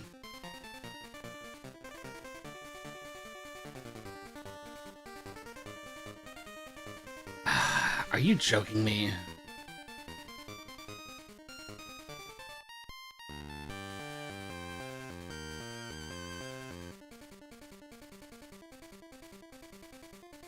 Did I turn on sticky heat? No.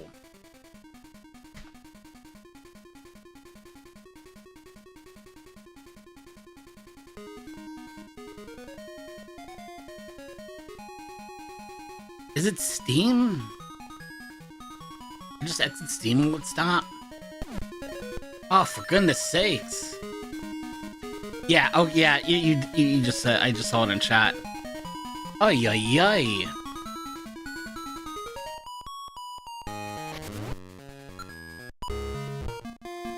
I mean, like, nobody's ever gonna want to hit start and select. Ah! Go.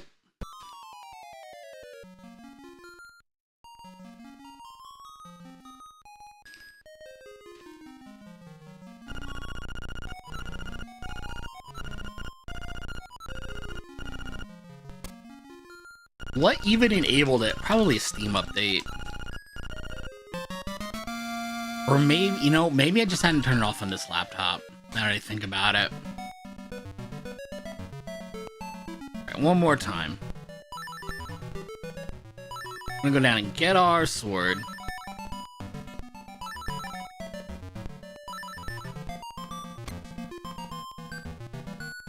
First try.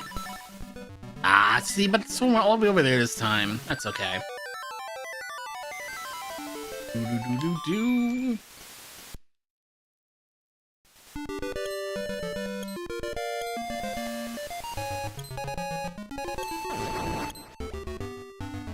So we're gonna screen warp off the bottom of the map. Because that right there that you just barely saw is a warp zone that's over by Dungeon 8. You can actually see on the map it's all disjointed. That's where the warp zone is, by Dungeon 8. So I'm gonna take advantage of that in just a little bit once we start crawling through our dungeons.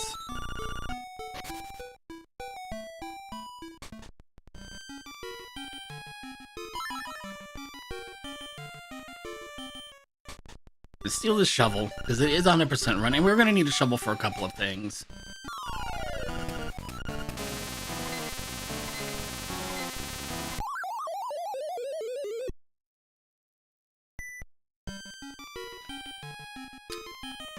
Oh shoot, I don't have I don't have money yet. Hang on. Gotta go get the money first so we can actually do our shopping.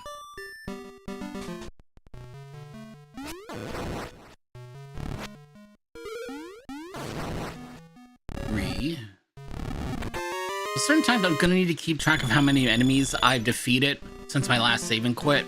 And there were 3 enemies in that room, so we're up to 3.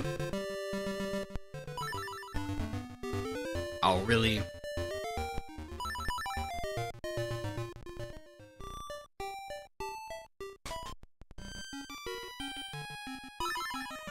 Spend a little bit of our money. We're not gonna steal everything, but we're definitely gonna steal this bow.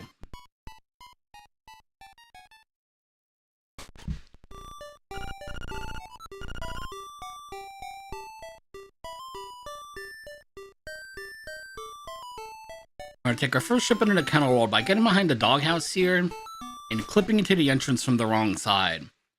And depending on how many enemies you defeated before you head over here, all of your movement rules are going to change. Like if you enter with 3 kills, you can walk on all these tiles and that staircase works. Otherwise, that staircase doesn't work. So you were not able to use it as a shortcut into Dungeon 1 to go and grab Rock's Feather.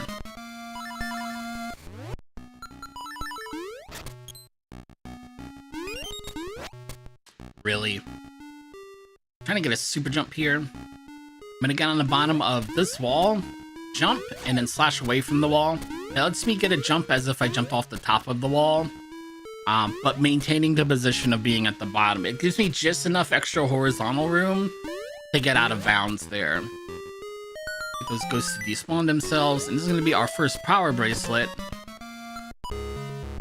Now we have quite a lot of mobility throughout the game. We can do quite a bit with just power bracelet and the ability to jump, including getting over to the Ocarina Shrine over here. Go out of bounds, we got this piece of heart.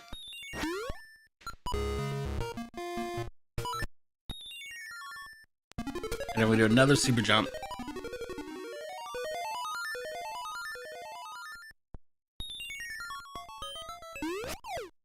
Skip the entire shrine. And grab the ocarina. And there are various glitches that you can use that bypasses the need to have the ocarina, but again, we're doing 100% run, so we're gonna grab the ocarina. We are not, however, you might notice, going to grab the Yoshi doll from the trading game.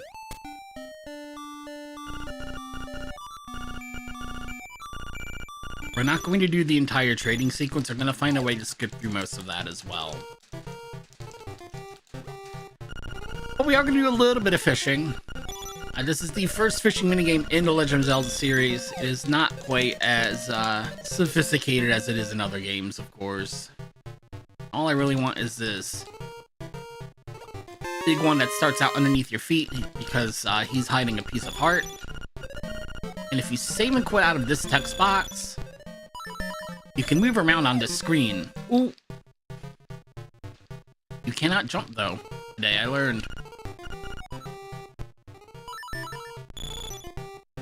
Oh, and look what I've done. I got myself stuck in a loop here. Hang on.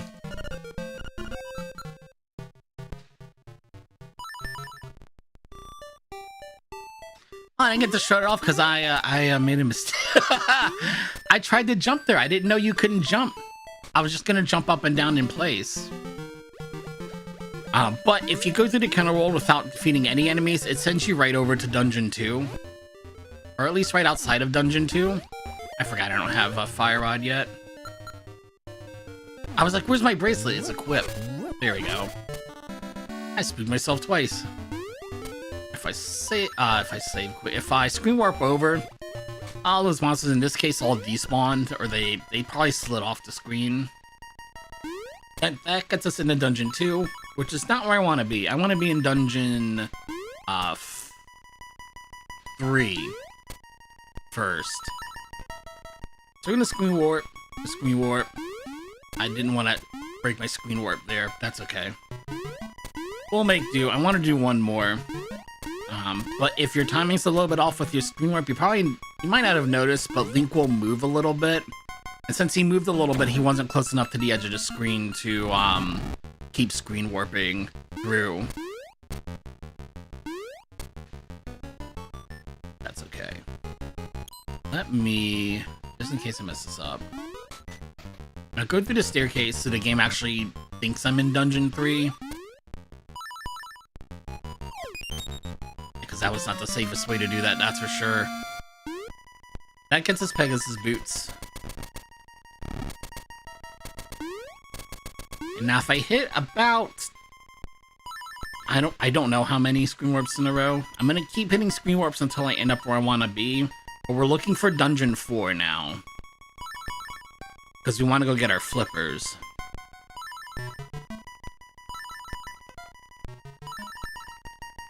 And a lot of these rooms are going to look the same because they're just empty rooms. They weren't meant for you to, play there, obviously. So sometimes it's hard to tell if you're even doing your screen warps correctly, but we got here pretty quickly, actually. Here's our flipper chest. Hello. Okay, y'all want to be difficult today? That's fine. Same equip. Back to the start of Dungeon 3.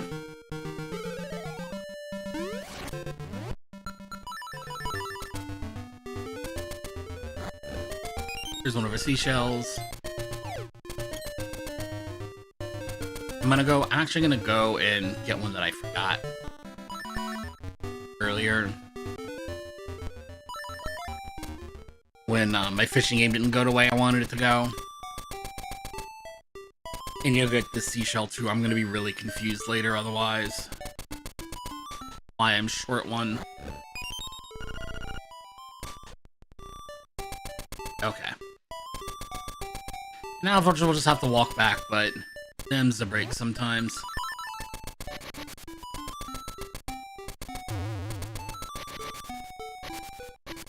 Oh, not one heart. Okay. I didn't want to go all the way to the well for it, but it'd be nice to get one. Alright, off to Dungeon 8.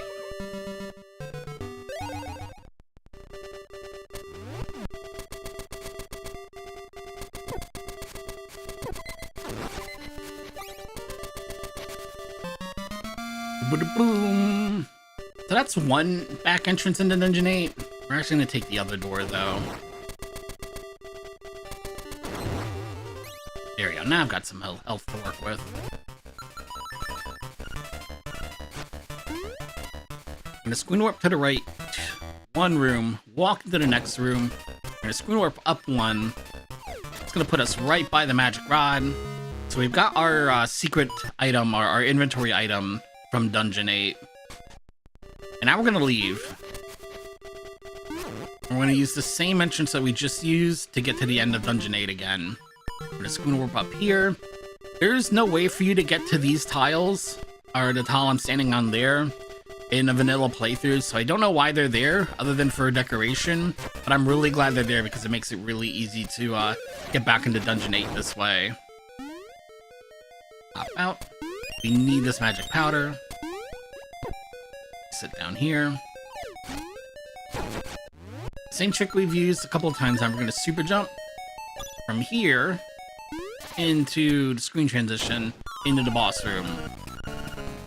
And the fun part about doing this boss first is if this boss hits you, he deals 4 hearts of damage. So you almost would rather jump to the lava than get hit here.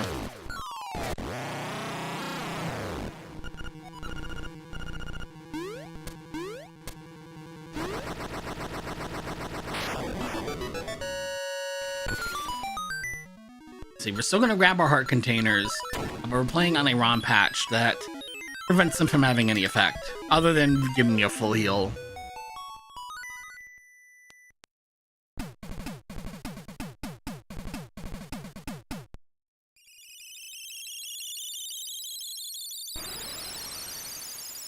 Tons of item collection to do between Dungeon 8 and Dungeon 7.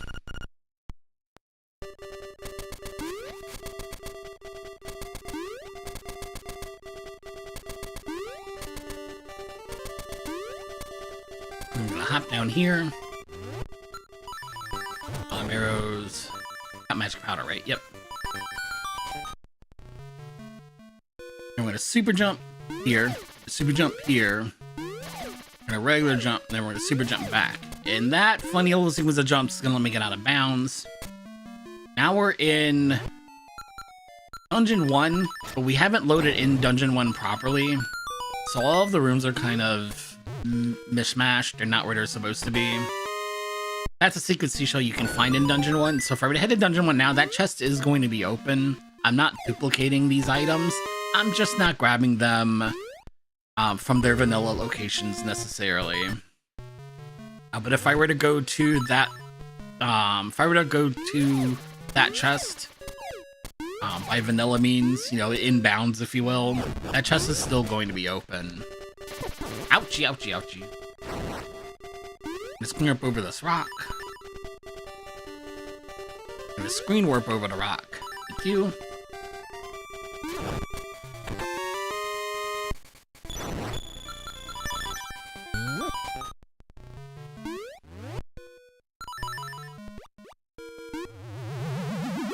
There's going to be quite a bit of flashing for these next 3 rooms. So I'm going to give everybody a second to look away if they need to for about a minute and a half. Maybe not quite that long, but I will let you know.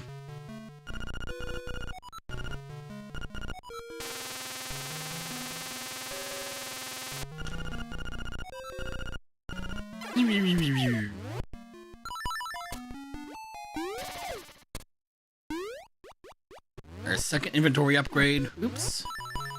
Because all of these rooms are right next to each other in game data. You can see there's no real way to connect the 3 of them.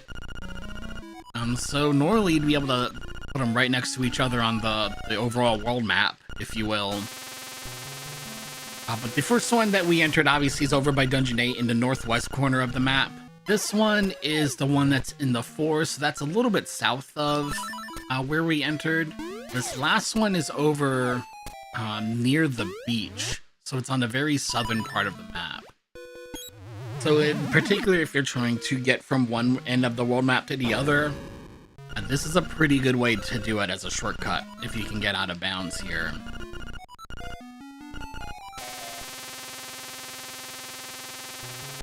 And that's it for our inventory upgrades, so we should be done with the flashing for at least a little bit.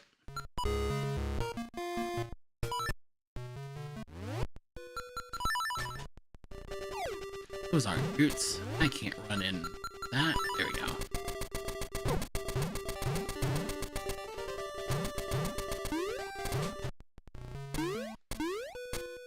Right, let's see how annoying these bats are going to be today. You notice I'm hopping around a little bit. That's because screen warping does not reset the cracked tiles. Oh, and I didn't mean to get out of bounds here. Hang on. Rather, I didn't mean to get back in bounds here.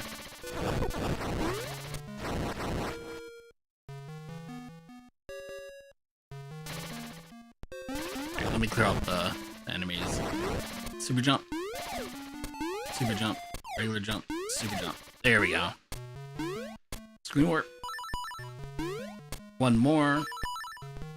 That's gonna get us to the Eagle Key. It's gonna get us a key for Dungeon 7. Skipping what would normally require a rooster skip to get to in the speedrun. You would normally do a rooster skip there, but that skips the rooster skip.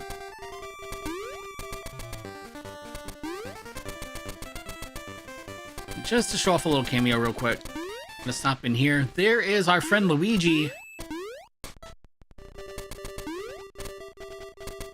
Luigi will take care of the Flying Rooster once you are clear with Dungeon 7. Of course, we're not going to find a Flying Rooster, unfortunately, in our speedrun. But normally Luigi would take care of the Flying Rooster. Oops. And that's where he lives.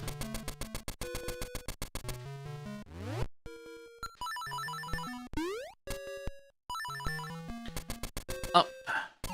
Into the right. Or a piece of heart. This is over in the animal village in the southeast corner of the map. Screw up one more time and go up. To the right. And now we're back in the Lost Woods. Oops.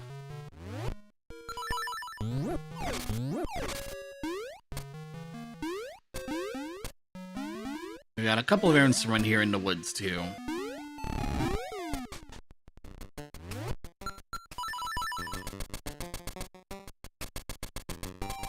Grab this seashell. Get up, please. Thank you. Let's show off a little glitch here. This corner can be picked up like one of these jewels for whatever reason. We're also going to stop to save Taryn here by throwing magic powder on him. This is going to let us unlock Song 1 very, very early. Because if I don't do it now, just because of the way that we're sequence breaking the game, it's actually not going to let me do it until the end of the run, and it's going to make me go all the way to Animal Village to do it, and I don't want to do that. That's a long walk. So we're just going to screen warp into town from here.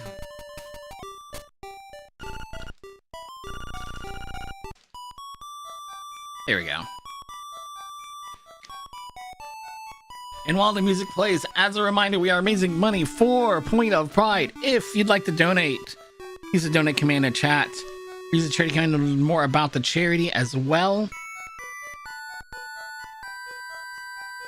There are incentives for you to donate towards, although I don't know if any are open right now, but that should not discourage you from donating. Point of Pride is a fantastic charity operating in all 50 states and in over 100 countries, providing a fantastic list of services, including free binders as well as free femme sleepwear, as well as different annual awards. If you'd like to learn more about them, you can go to pointofpride.org. If you'd like to apply, you can go to the website as well. Learn how to donate more than much money. You'll be able to donate your time. If you'd like to donate your time directly, you can learn how to volunteer there as well. And use it. I don't think I've mentioned you can use the schedule command because we are doing a raid trade all weekend long. A raid train all weekend long.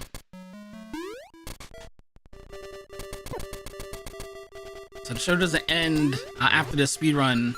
A, because that's not going to be the end of my block. We're going to play a little bit of chess probably after this. But B, we are doing a raid trade all weekend long. So there is more fun ahead in store for you if you'd like to stay tuned in and help us raise money for Point of Pride all weekend long. Use the schedule command to get the full details on that. Give me one of these screen warps. Okay, don't give me any of these screen warps. That's fine. There's Kirby and a Goomba, and that's probably the last we're gonna see of them. But yes, Kirby and a Goomba make a cameo appearance in this game as well. Link's Awakening, the original had a very interesting development cycle. It didn't start out as an official project. It started out as a port of Link to the Past to the Game Boy. Just to see how much of that could be done. It really wasn't meant to be an official release at that point. But since everybody was sort of working on it in their free time and it was an unofficial project, they had a little more fun with it. They were putting in like the different character cameos and trying different things. And when it became its own standalone project, a lot of those cameos ended up staying. And yes, I talked over it, but we screen warped through Dungeon 7 all the way to the boss room. This is meant to be one of the 2D platforming rooms, but since we've screen warped in, it isn't, which lets me have full range of movement, which makes this fight absolutely trivial.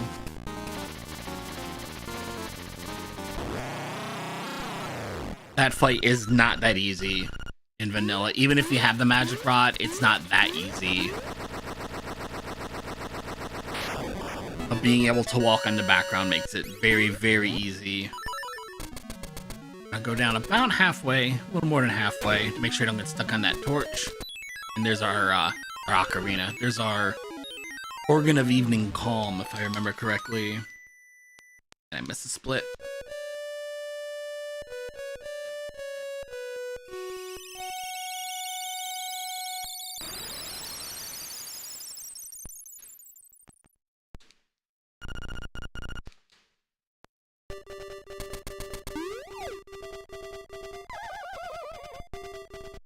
This room obviously looks suspicious. You're probably gonna dive under the water and you'll find that piece of heart, because it's a room that's completely flooded.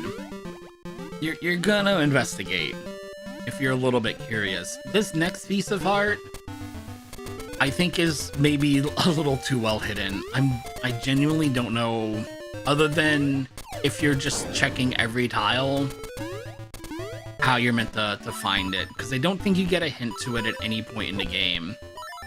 Let me get the screen warp. Let me get unstuck from the wall. Screen warp here. Down. See how many of these we can get before we fall in the water.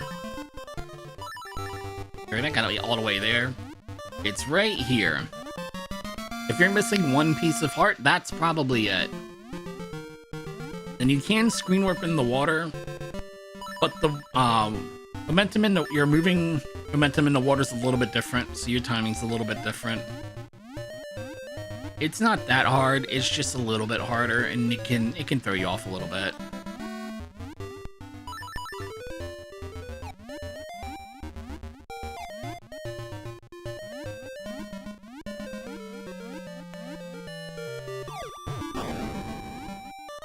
Yeah, and on top of not knowing that check is there, it's like it's somehow in the middle of nowhere. Like, it's not that easy just to get to it either. I want to screen warp to the right here, because you can't jump off the bridge, right? You have to go all the way around, if I remember correctly. And we're screen warping on cracked tiles again, see? Which is always going to be tricky. We're trying to get into Dungeon 6 without a key. Oop. That is not how it's done. But I think I can get back where I want to be. Yeah. Jump. Screen warp. Screen warp. Screen warp. Ah, and I got it too.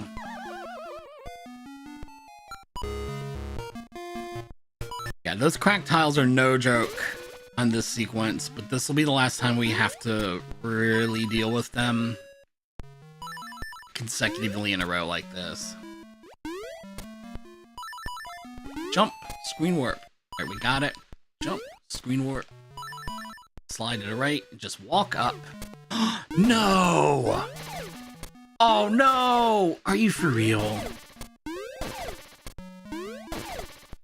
Screen warp up, not walk up. Screen warp, then walk up. Yeah, you cannot super jump over those switches. Yo! Yeah, you can only jump off the Kiki bridge. So you still have to go around from there.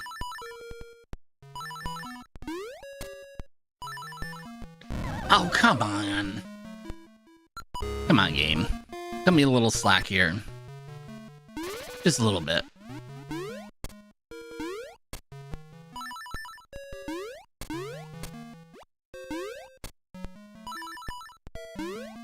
Screen warp.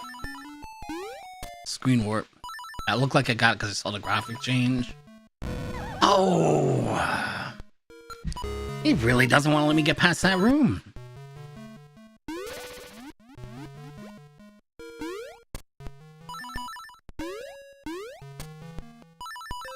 Come on now. Up. Alright. Screen warp up, then walk up. There we go. That should be money. Then outside is a seashell. And now we can save and quit to the entrance of Dungeon 6. Now that we're probably about 5 minutes past, 6 minutes even, past PB pace, but that's okay. We go left, we go left again.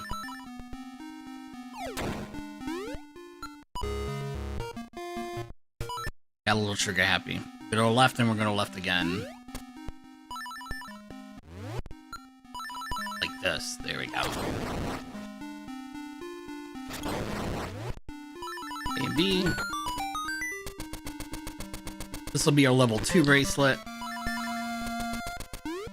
If I hit this screen warp through the spinny door, we'll get 2 whole rooms of movement out of it. Nice.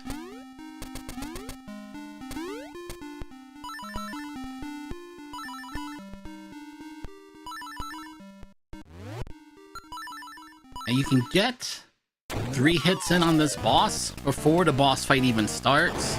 But when you come in from the side, you have to move that jar out of the way. Yeah, and the timing's just a little bit tighter. I'd have thought the first bomb way earlier than that, but that's okay. We'll get to see a little bit of the boss fight at least.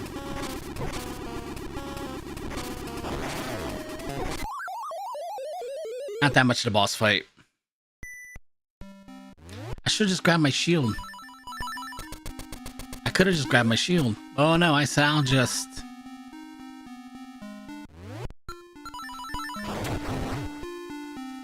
dodge it out.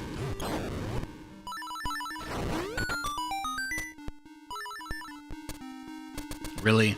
I'm not gonna be this screen warp. Okay.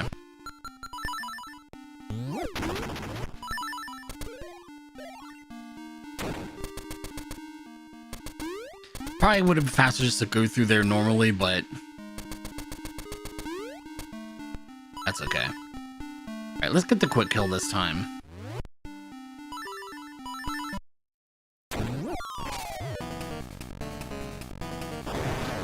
Yeah, that hitbox is way bigger than it looks. I could have dropped that bomb way earlier. There we go.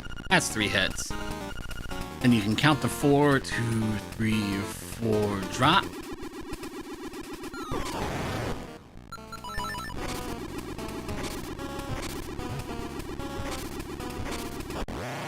See, all I had to do was grab my shield.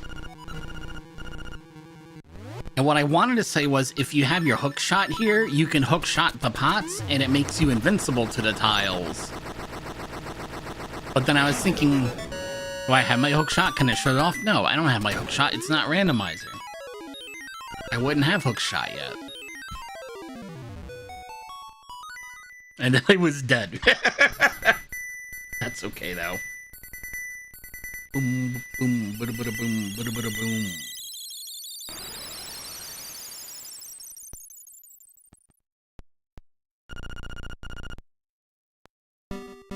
Alright. Done with 6. Next is Dungeon 5.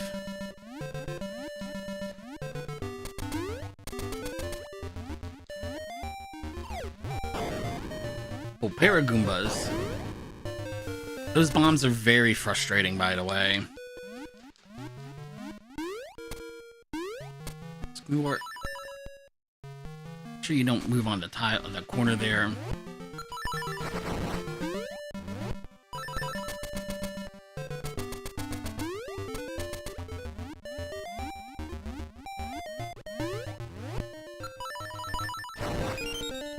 Or a seashell.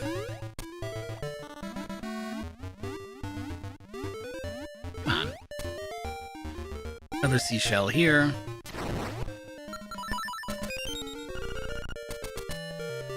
I'm gonna make sure I get my wall clip here, and we're gonna screw up across. Again. The seashell buried here. Nope, here then. And underneath this bridge is how we're gonna skip our trading sequence. With a bomb trigger glitch. I'm gonna go over here because this tile's gonna count as a bottomless pit. Because it's just decoration, I assume. I'm gonna mash the bomb button. And if you drop, I believe it's 2 bombs in a 4-frame window. To keep it kind of simple, something will happen. If you do a bomb trigger glitch. In this case, it's going to, usually it will play a cutscene. That's its primary function, is to play a cutscene, regardless of whether you've met the prerequisites or not. So in that case, if you do a bomb trigger glitch, it plays a cutscene where you trade the fishing hook for the mermaid's necklace. And even though we don't have the fishing hook, the cutscene's gonna play out and drop the necklace in our inventory, so we could trade that away for the mermaid scale.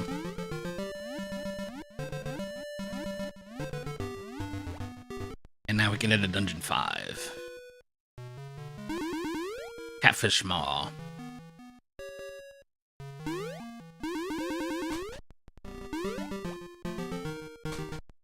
Somehow this dungeon's in the middle of the ocean, or I guess the middle of the bay, but it doesn't feel like the water level. Like, Dungeon 4 is definitely the water level. It is next, Dungeon 4 is next to a waterfall.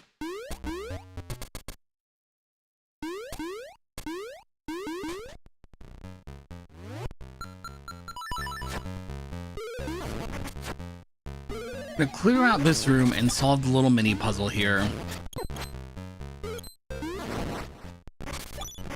Very complicated puzzle. We need to get these 2 squares to be next to each other. But I'm not gonna pick up the prize, because when you solve a puzzle, a hidden item appears. In this case, the hidden item is a small key, but if I screw up to the left, this room has a hidden item too, and this room's hidden item's the hook shot. So programmatically speaking, it's different. It doesn't, this puzzle doesn't drop a small key. This puzzle drops the hidden item in the room. And the thing that appears is just the hidden item. Here, it's a small key. I can solve the puzzle again and get my small key, but if I keep screen warping that small key from room to room, whatever the hidden item is in those other rooms, I'll be able to pick it up.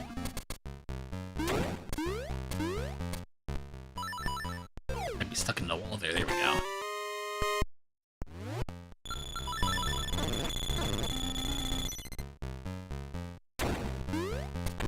Yeah, now I've got enough rupees for the game. I wanted to.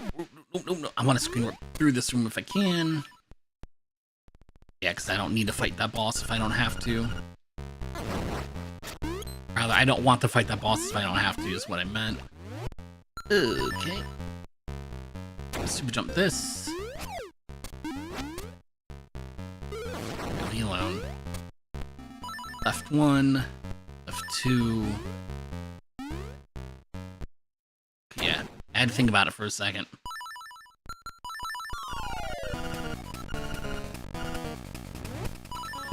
This boss is entirely RNG based. We're gonna have 4 open areas, 4 holes on each corner of the room, if you will. I can cover maybe 2 of them at a time. And I have to dodge this tail that's in the middle. And I had just hung out there for just another second.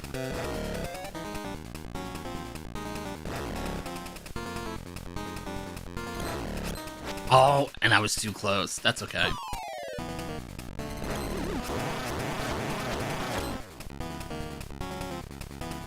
If you're very expeditious, you can maybe get 5 hits in, but the boss has 8 health, and you can get 4, maybe 5 hits in per cycle, so it doesn't matter too much if you get all 5 in.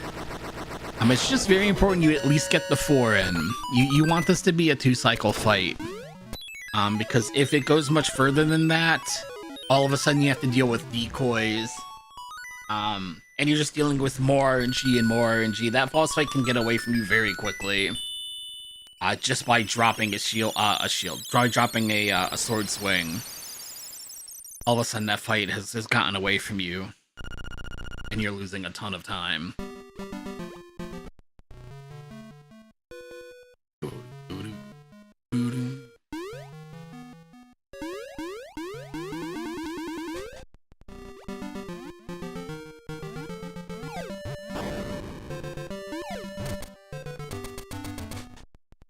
Set a save and quit point there for just a second. And screen warp up. Grab this seashell. This seashell? There it is. And then we can use this as a shortcut back to this cave entrance that I want to use anyway, to be honest. Grab our bomb arrows.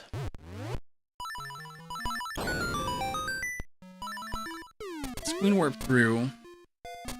You can see it's still the mermaid scale until I turn the mermaid scale into the statue, and then it'll become the lens of truth, which almost finishes our trading sequence.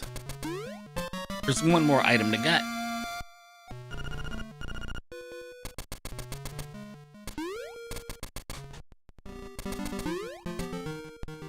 If I can, I want to screen warp all the way through there. There we go. We're in the desert, and for this next mini boss, it starts out underground, but its hitbox is active as soon as you enter. I'm gonna show that again. I was stuck in the wall. There we go. So you can take out the boss before the boss fight even starts again. That's for the key for Dungeon 4. Bomb arrows. Boom, boom.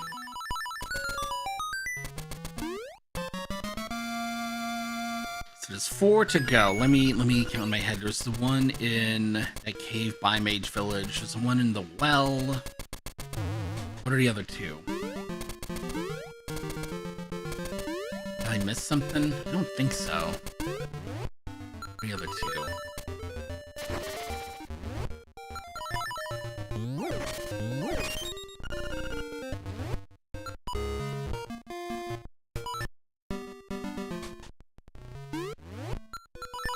Let me go to the left here. Let me focus on one thing at a time. Square up left. Left. Left. Get off the cracked tile. Oh, get off, because I need to go actually use this top one. There we go. And we're actually done with the hook shot, so I'm gonna trade it away. No! Okay, that's fine. That's not how I wanted it to go. We'll eat a little bit of a time loss. Better to being stuck in that corner. I thought I was stuck in the corner there and had to reset. The mob in here will trade you a boomerang for whatever item's on your B button, and we're done with the hook shot, so we can get rid of it here. Oh, but now I'm here and not where I want to be. I've got to go. Wait, do I have to go back to the desert? No, because my next stop's the library. We'll just go from here. This is not as big of a time loss as I thought it was going to be at first. Yeah, don't grab that. We're going to glitch out our shield if we do that. But since we never grabbed the sword in the right location, that's what they're waiting for us to pick it up.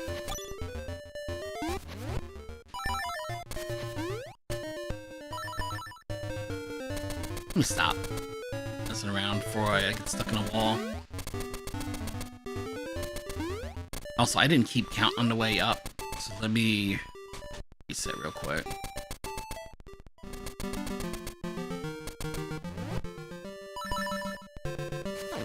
One, 2, 3, 4, 5, and 6. Because we're making another trip to the Kennel World. Alright, I hit this screen work. And this screen work. Yes, okay.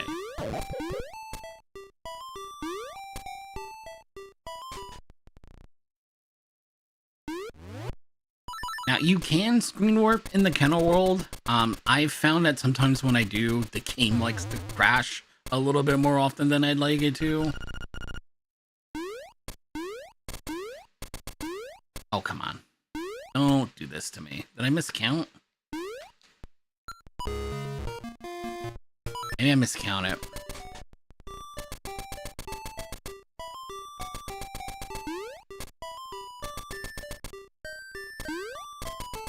I must have miscounted.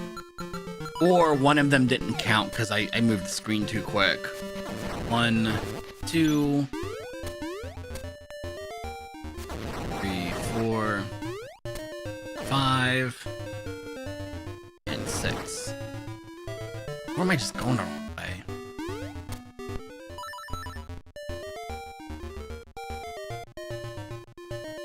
Let me double check I'm not the one who made the mistake. Let me double check my notes. Maybe I went wrong.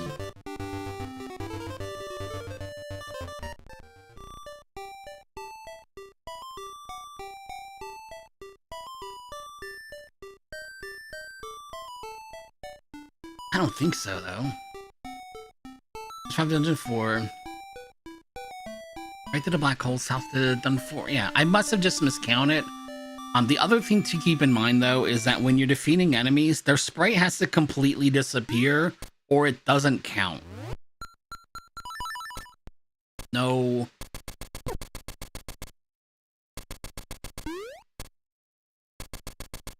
Yeah, and I think that's what happened, is one of the enemy kills didn't count.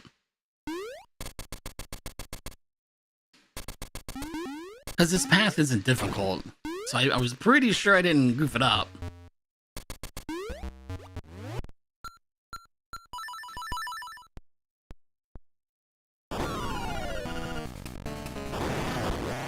And as you might imagine for a fish, the fire rod, the magic rod, isn't the fastest way to take them out. I guess he is resistant to the fire. You want to use bomb arrows.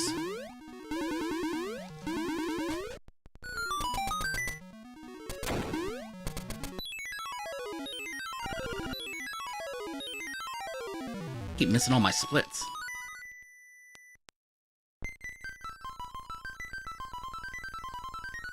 Alright, 3 dungeons left. And we're finally gonna get one of these, another song for the ocarina here before we move on. Let's jump.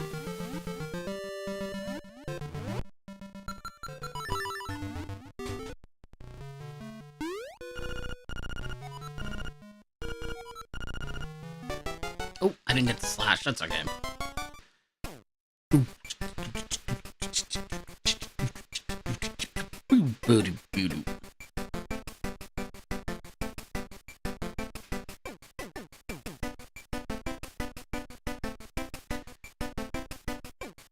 There's a heart piece in the graveyard, a heart piece in the underneath the graveyard. So when you run in the well, yeah. So I'm not behind. I've got all my heart pieces. Oh, for goodness sakes. EGB, give me a break. Or, this hawk.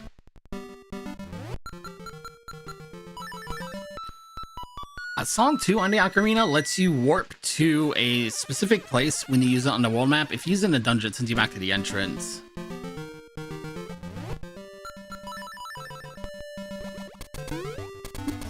Oops, there we go. There we go.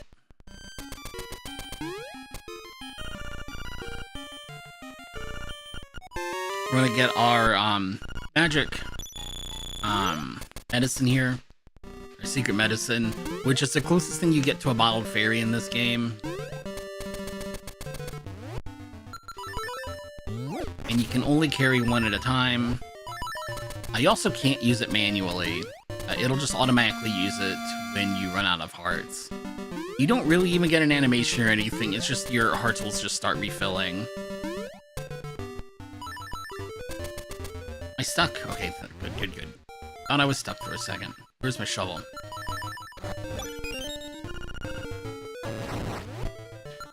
Boom.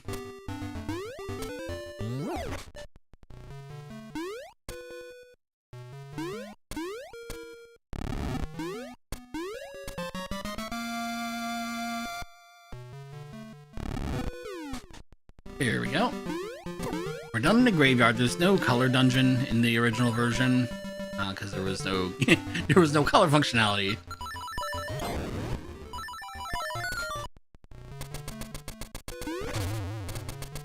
To the left. Here we go. We're gonna screen warp north from here. Just to save yourself the bomb arrow. Yeah, one piece of heart left, and I know where it is, so we're good on those. Not seashells. What's our seashell count at? 15. Is that the right number? We'll find out. I don't think I've got it in my notes here. No, I don't have the count in my notes anymore. Alright, we're gonna screen up to the right here, but screen warping can move sprites around, which means it can also move the hidden items around. So I'm gonna reset the room so I know that the key is right there where it's supposed to be. And all I have to do is jump over 2 tiles. Just jump over 2 tiles. There we go. I'm gonna save and quit here because there are many ways for me to soft lock the game in this cave. Warp right. Oops, want one more there. There we go. That's to get us this seashell. Gonna screw warp south. Come on. Come on. Just gonna put us back in, it looks like we're back in the tower in Dungeon 7. Go out back inbounds here. Back out of bounds here. When I hit the screen warp. If I hit the screen warp. Thank you. Up right. Down. And now we're in the secret cave under the signpost maze. And there's going to be quite a bit of flashing, so I'm going to give everybody a second to look away if they need to for about a minute. And we'll move on in 3, 2, 1, go. We're going to pay 300 rupees to learn Song 3 for the ocarina from whatever is left of Vort's sprite sheet. And we get the low health beep. Interrupting it too. What a mess.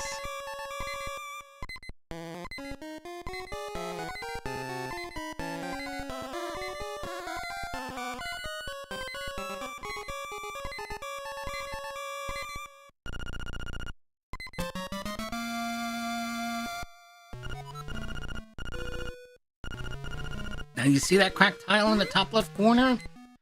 If you enter this room on the wrong tile, that cracked tile will open up underneath you during the song. You will continue to fall through the hole during the entire song, even when you run out of health. Because a cutscene is playing, you will not game over. You will keep falling through the hole. You will run out of health, a cutscene will end, you will game over, you will lose your 300 rupees, and you will not learn the song. And that is pretty much the end of a run.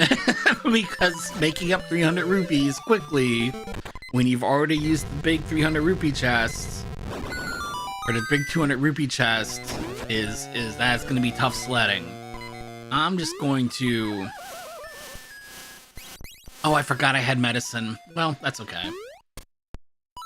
Square left. 2, 3, One of those probably didn't go.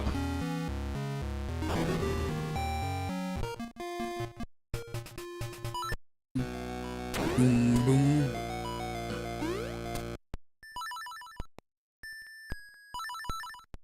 Yeah, and see, that would have been an example if I had pointed out my timing wasn't good, so Link moved a little bit, and I couldn't get through the next screen transition.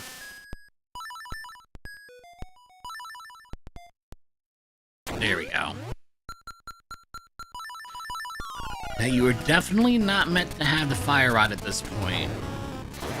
Eyeballs are weak to fire, but you still have to split them apart using boots and sword. At that point, though, it's just one shot from the magic rod. And we already got our Pegasus boots from here earlier, so that's all we had to do here in Dungeon 3. Same thing in Dungeon 2. We've already gotten the, now my splits just aren't splitting at all.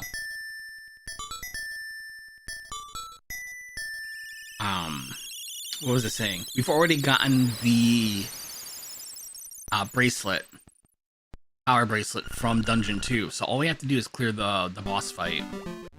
Got a couple of errands to run first, though. I'm going to try and see how there's a lot of lag on the menu here.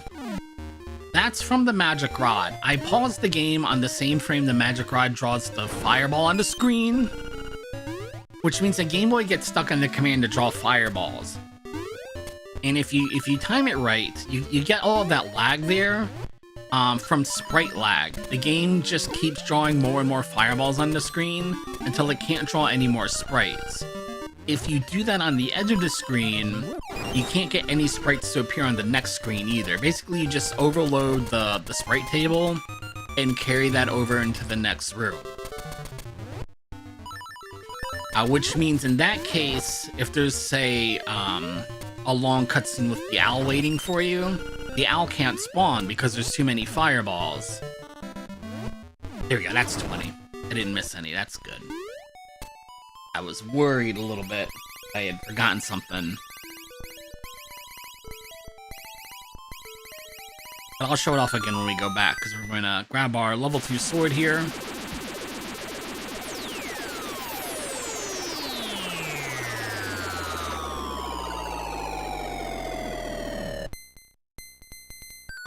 That is quite a sound it makes.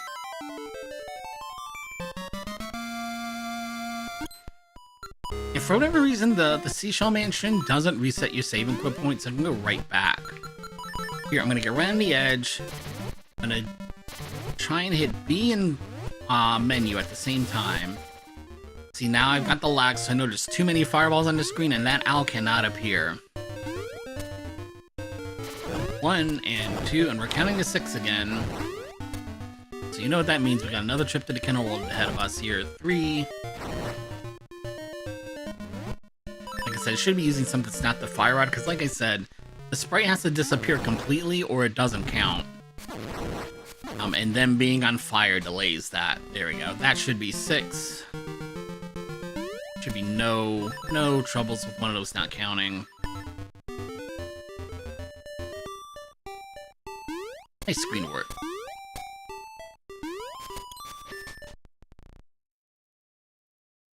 Now we're just gonna head to the right.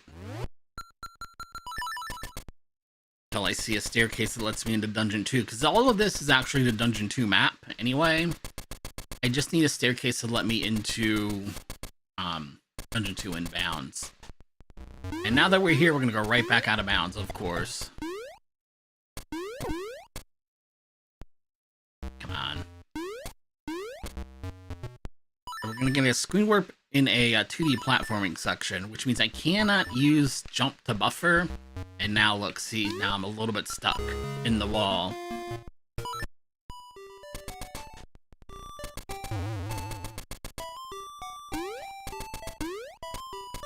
Rather than get 6 again, I think it's gonna be faster to go to the front door at this point.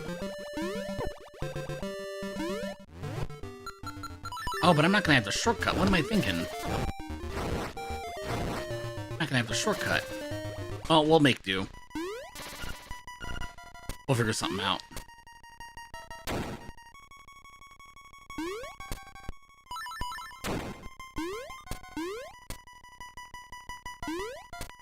I'm gonna forge a new path through Dungeon 2.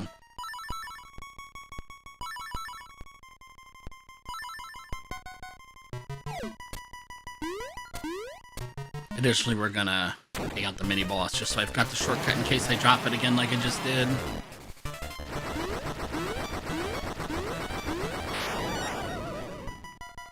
You for real?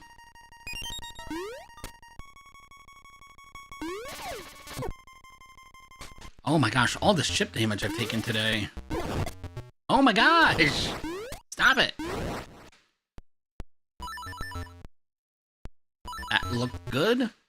That's good. So now I'm swimming through Dungeon 2. And I don't get it either. We're gonna slip slide through here. Gonna make our way back north into the boss room. I'm gonna be slip sliding through here as well. In fact, the boss fight's not gonna start till I get up here. This whole fight's gonna work in a very weird way. The game probably doesn't know what room I'm actually in. I don't know what room the game thinks I'm in either. I just know the boss is here and we're gonna fight them. So if you throw this bottle out of bounds, it breaks instantly. And the game, right now the room is so broken that everything is out of bounds. So the bottle breaks instantly. Nice.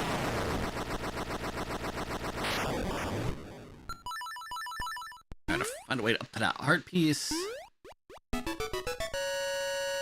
And go grab the instrument. There we go.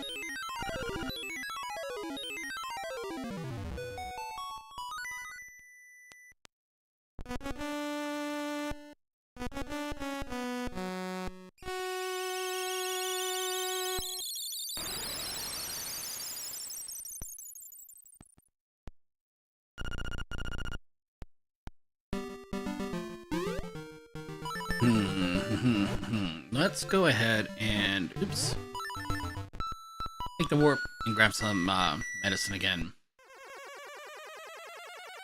before we hit the Dungeon 1. Since I accidentally wasted it earlier forgetting I had it already.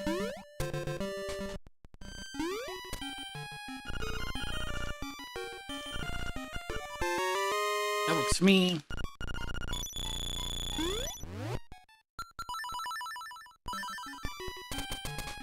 Okay.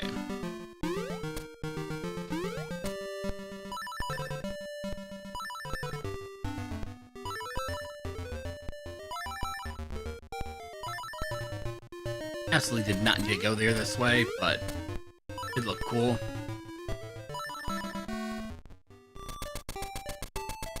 You don't have to screen warp on the walls, is what I meant. I mean, you could screen warp south, but there's a safer way to do it. Not where you're not going through all the walls.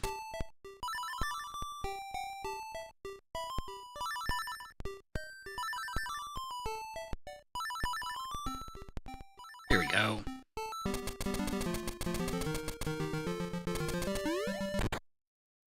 Alright, last dungeon. Boom.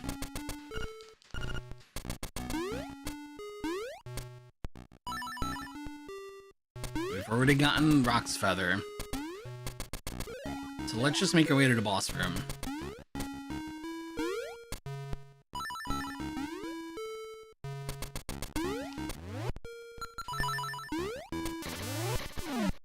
Yep, see, despawn this mini boss.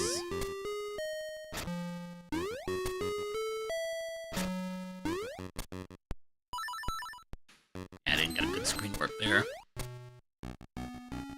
It's important for whatever reason, if you're screen warping through like a nightmare door like this, you need to get a wall clip or sometimes the game's just going to crash. And I don't know exactly what it is that makes the difference here.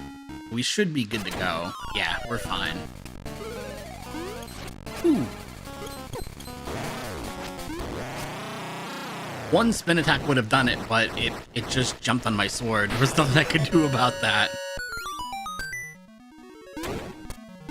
Moldorm's usually not that eager to to die. Gosh. Oldham usually fights you a whole lot more than that.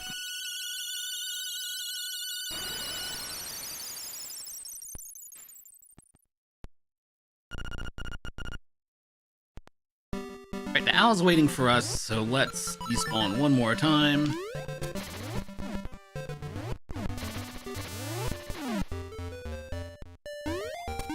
And then make our way to the last boss fight. Gonna head towards the Windfish Egg. By which I mean, we're going to go into this house up here. The end of the game is inside this house. Let's go up left.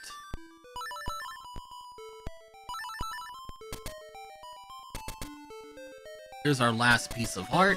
But we're stuck in bounds here, so we're gonna save and quit. Back. And do it again.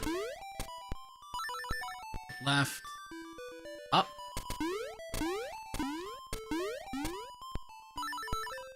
I think it's 6 green warps. Don't hold me to it.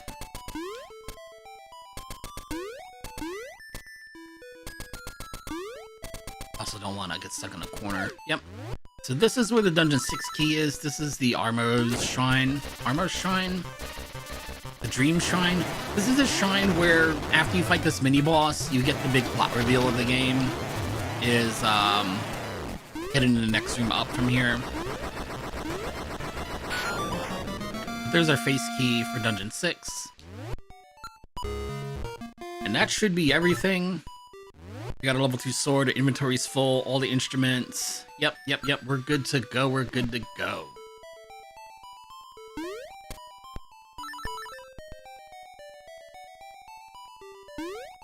And since I've got some time here and we're over what I would have called estimate anyway, let me see. I'm gonna try something here. But don't, oh, no expectations. This was a long process the last time I tried this.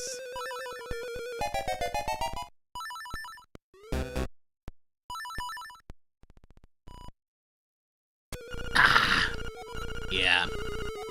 I cannot remember how I did it. I'll probably never remember how I did it. I got the boss, all the way back to the house. And I can't remember how I did it. Like I said, I got a little bit of time. I want to try this now.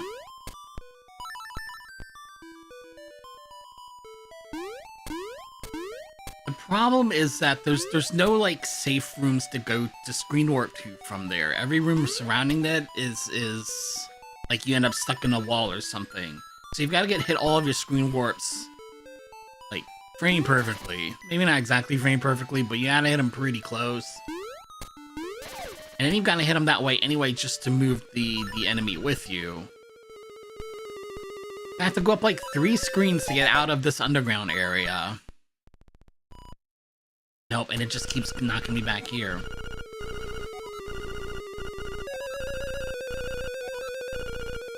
So how did I do it?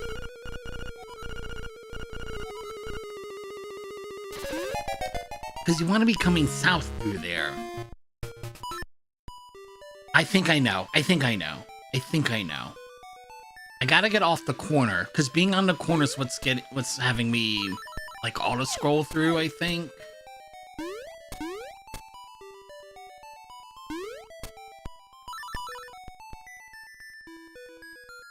So I gotta get out of the corner. I think I gotta do it in the middle.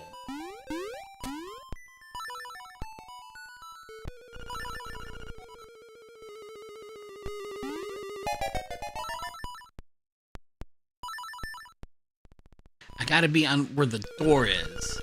I gotta be on the second tile. Okay. Okay.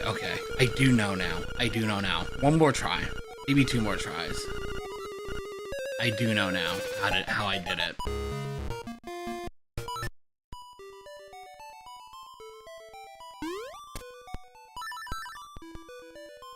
doing this with 3 hearts, though. That's, a choice.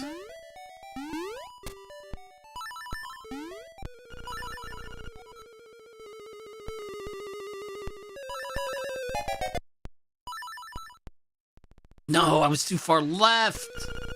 Come on.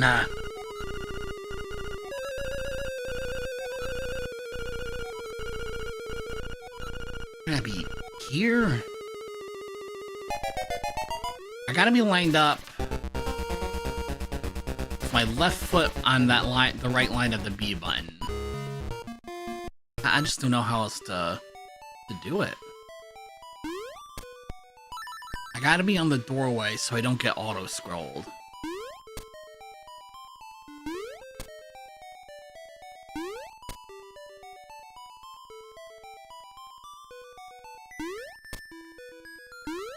I think that's it.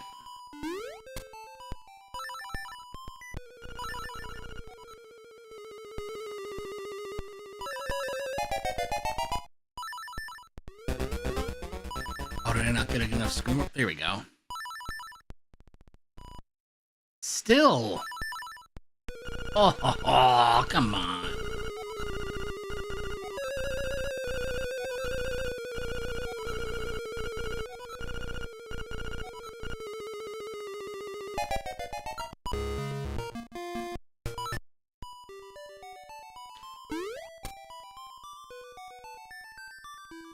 Let me try one more thing.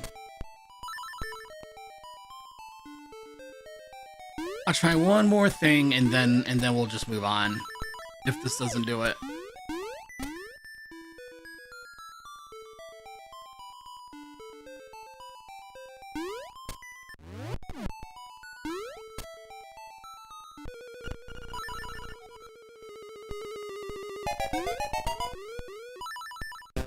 Oh, maybe this is how I did it to begin with anyway. Let me think. I gotta go right and down to get there from here.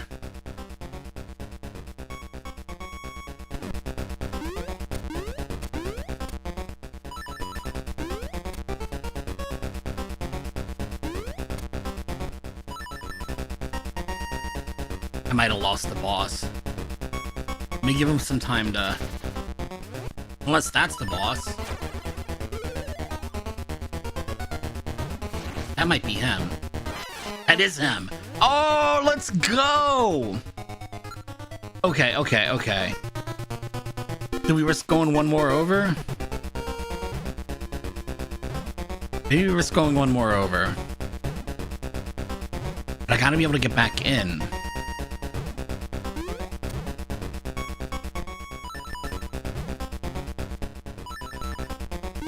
See, and I'm gonna be stuck. I needed to do it down there. Because I'm not gonna be able to fight the boss from there. Stuck. Alright, one more shot. I got about 10 minutes. And I gotta look up the...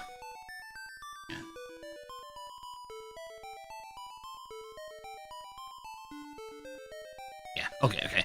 I got like 10 minutes. We're not even gonna worry about the run anymore. Run doesn't matter anymore. Second tile from the bottom. The top thing down there. I had it. Oh, I had it. Okay. We can do this. Oops. Can't do it if I do that, though. Okay.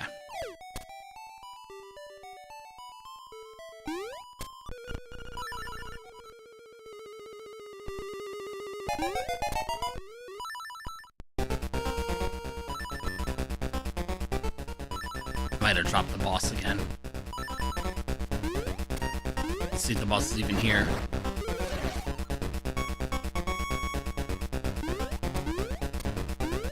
I'm pretty sure the boss is gone.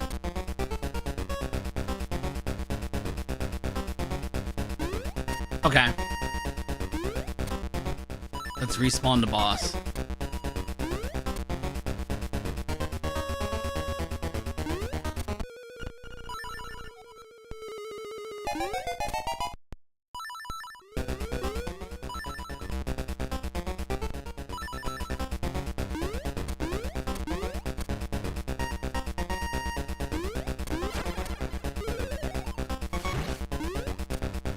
thought I just heard them. Yeah. Okay.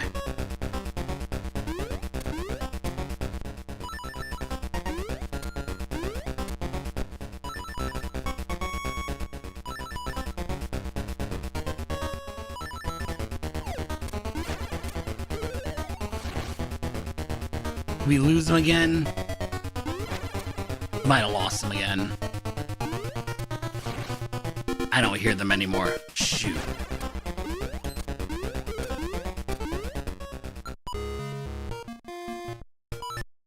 I got like one more try at this.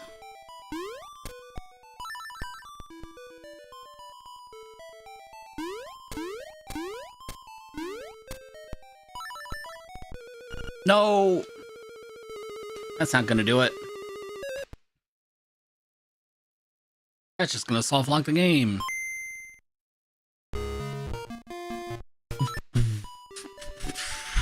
Alright, one more try. And then we'll just fight the boss.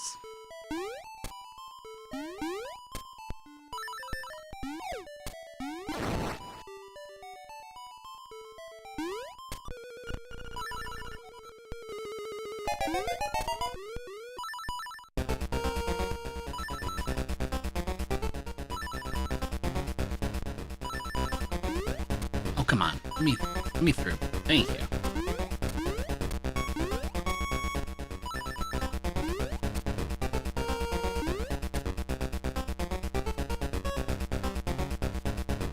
Did you despawn again? I think it did.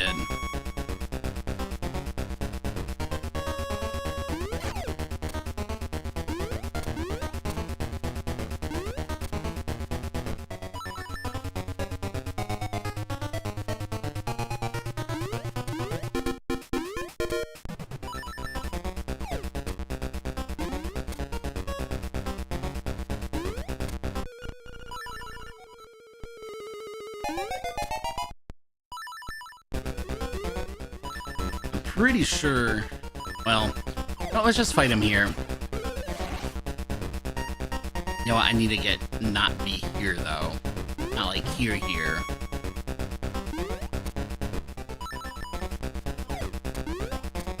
This might work.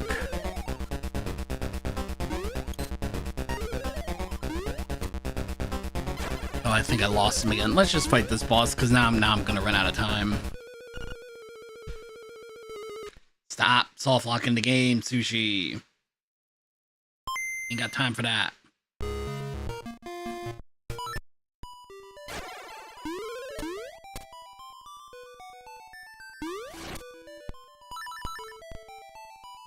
This boss fight doesn't take very long, if I stop goofing around.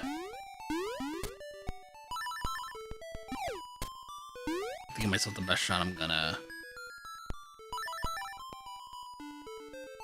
go through the front door. And try and get the quick kill here.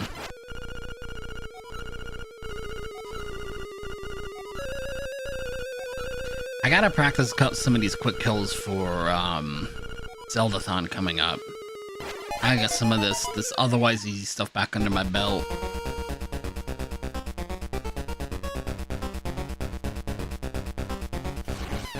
Yeah, I can't remember how to do that one either. Oh, come on. Get the ocarina out the way. There we go. Oof.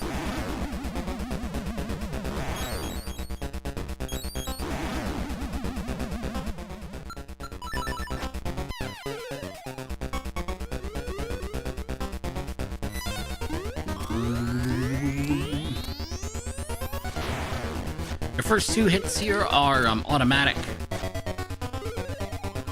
Rather, I should say, you can always reflect the first two magic orbs you get, so you deal 2 points of damage. From this point forward, it's going to be 50-50, whether I can reflect it, or it's some other spell that cannot be reflected, and I just eat damage. Of course, now I get the perfect 4 for 4. There we go. If you get your spin attack and just the right pixel and timing there, you can just slash away. And Shadow Moldworm is no more.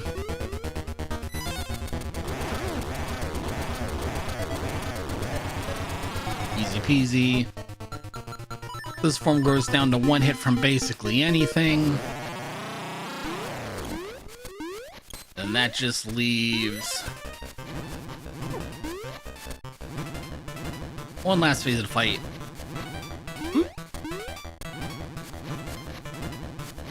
Which goes down from 1 hit from the boomerang. But the hitbox is really funny on it. So it's gonna feel like it takes more than one, but 1 good hit from the boomerang.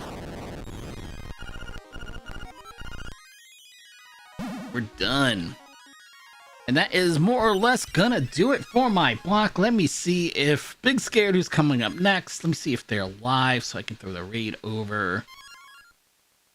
And if not, we will vent for a little bit.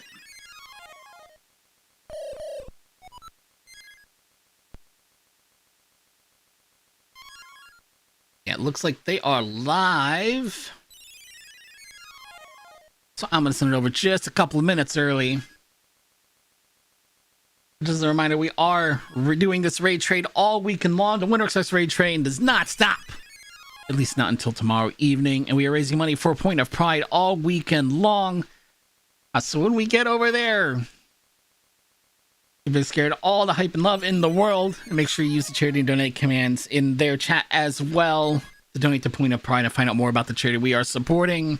I need to find a chat box. I can see chat. I can't. There we go. Can't type in chat. We are gonna raid Big Scared.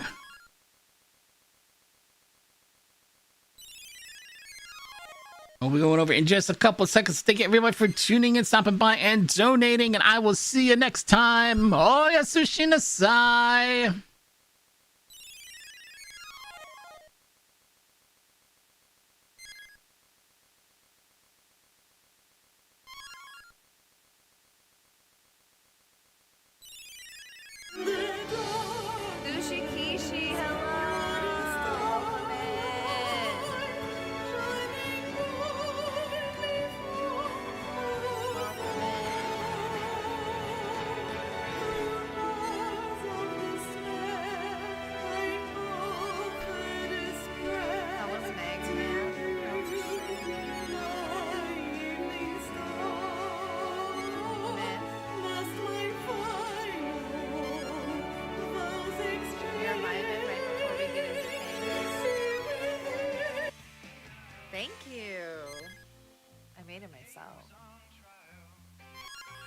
Welcome in.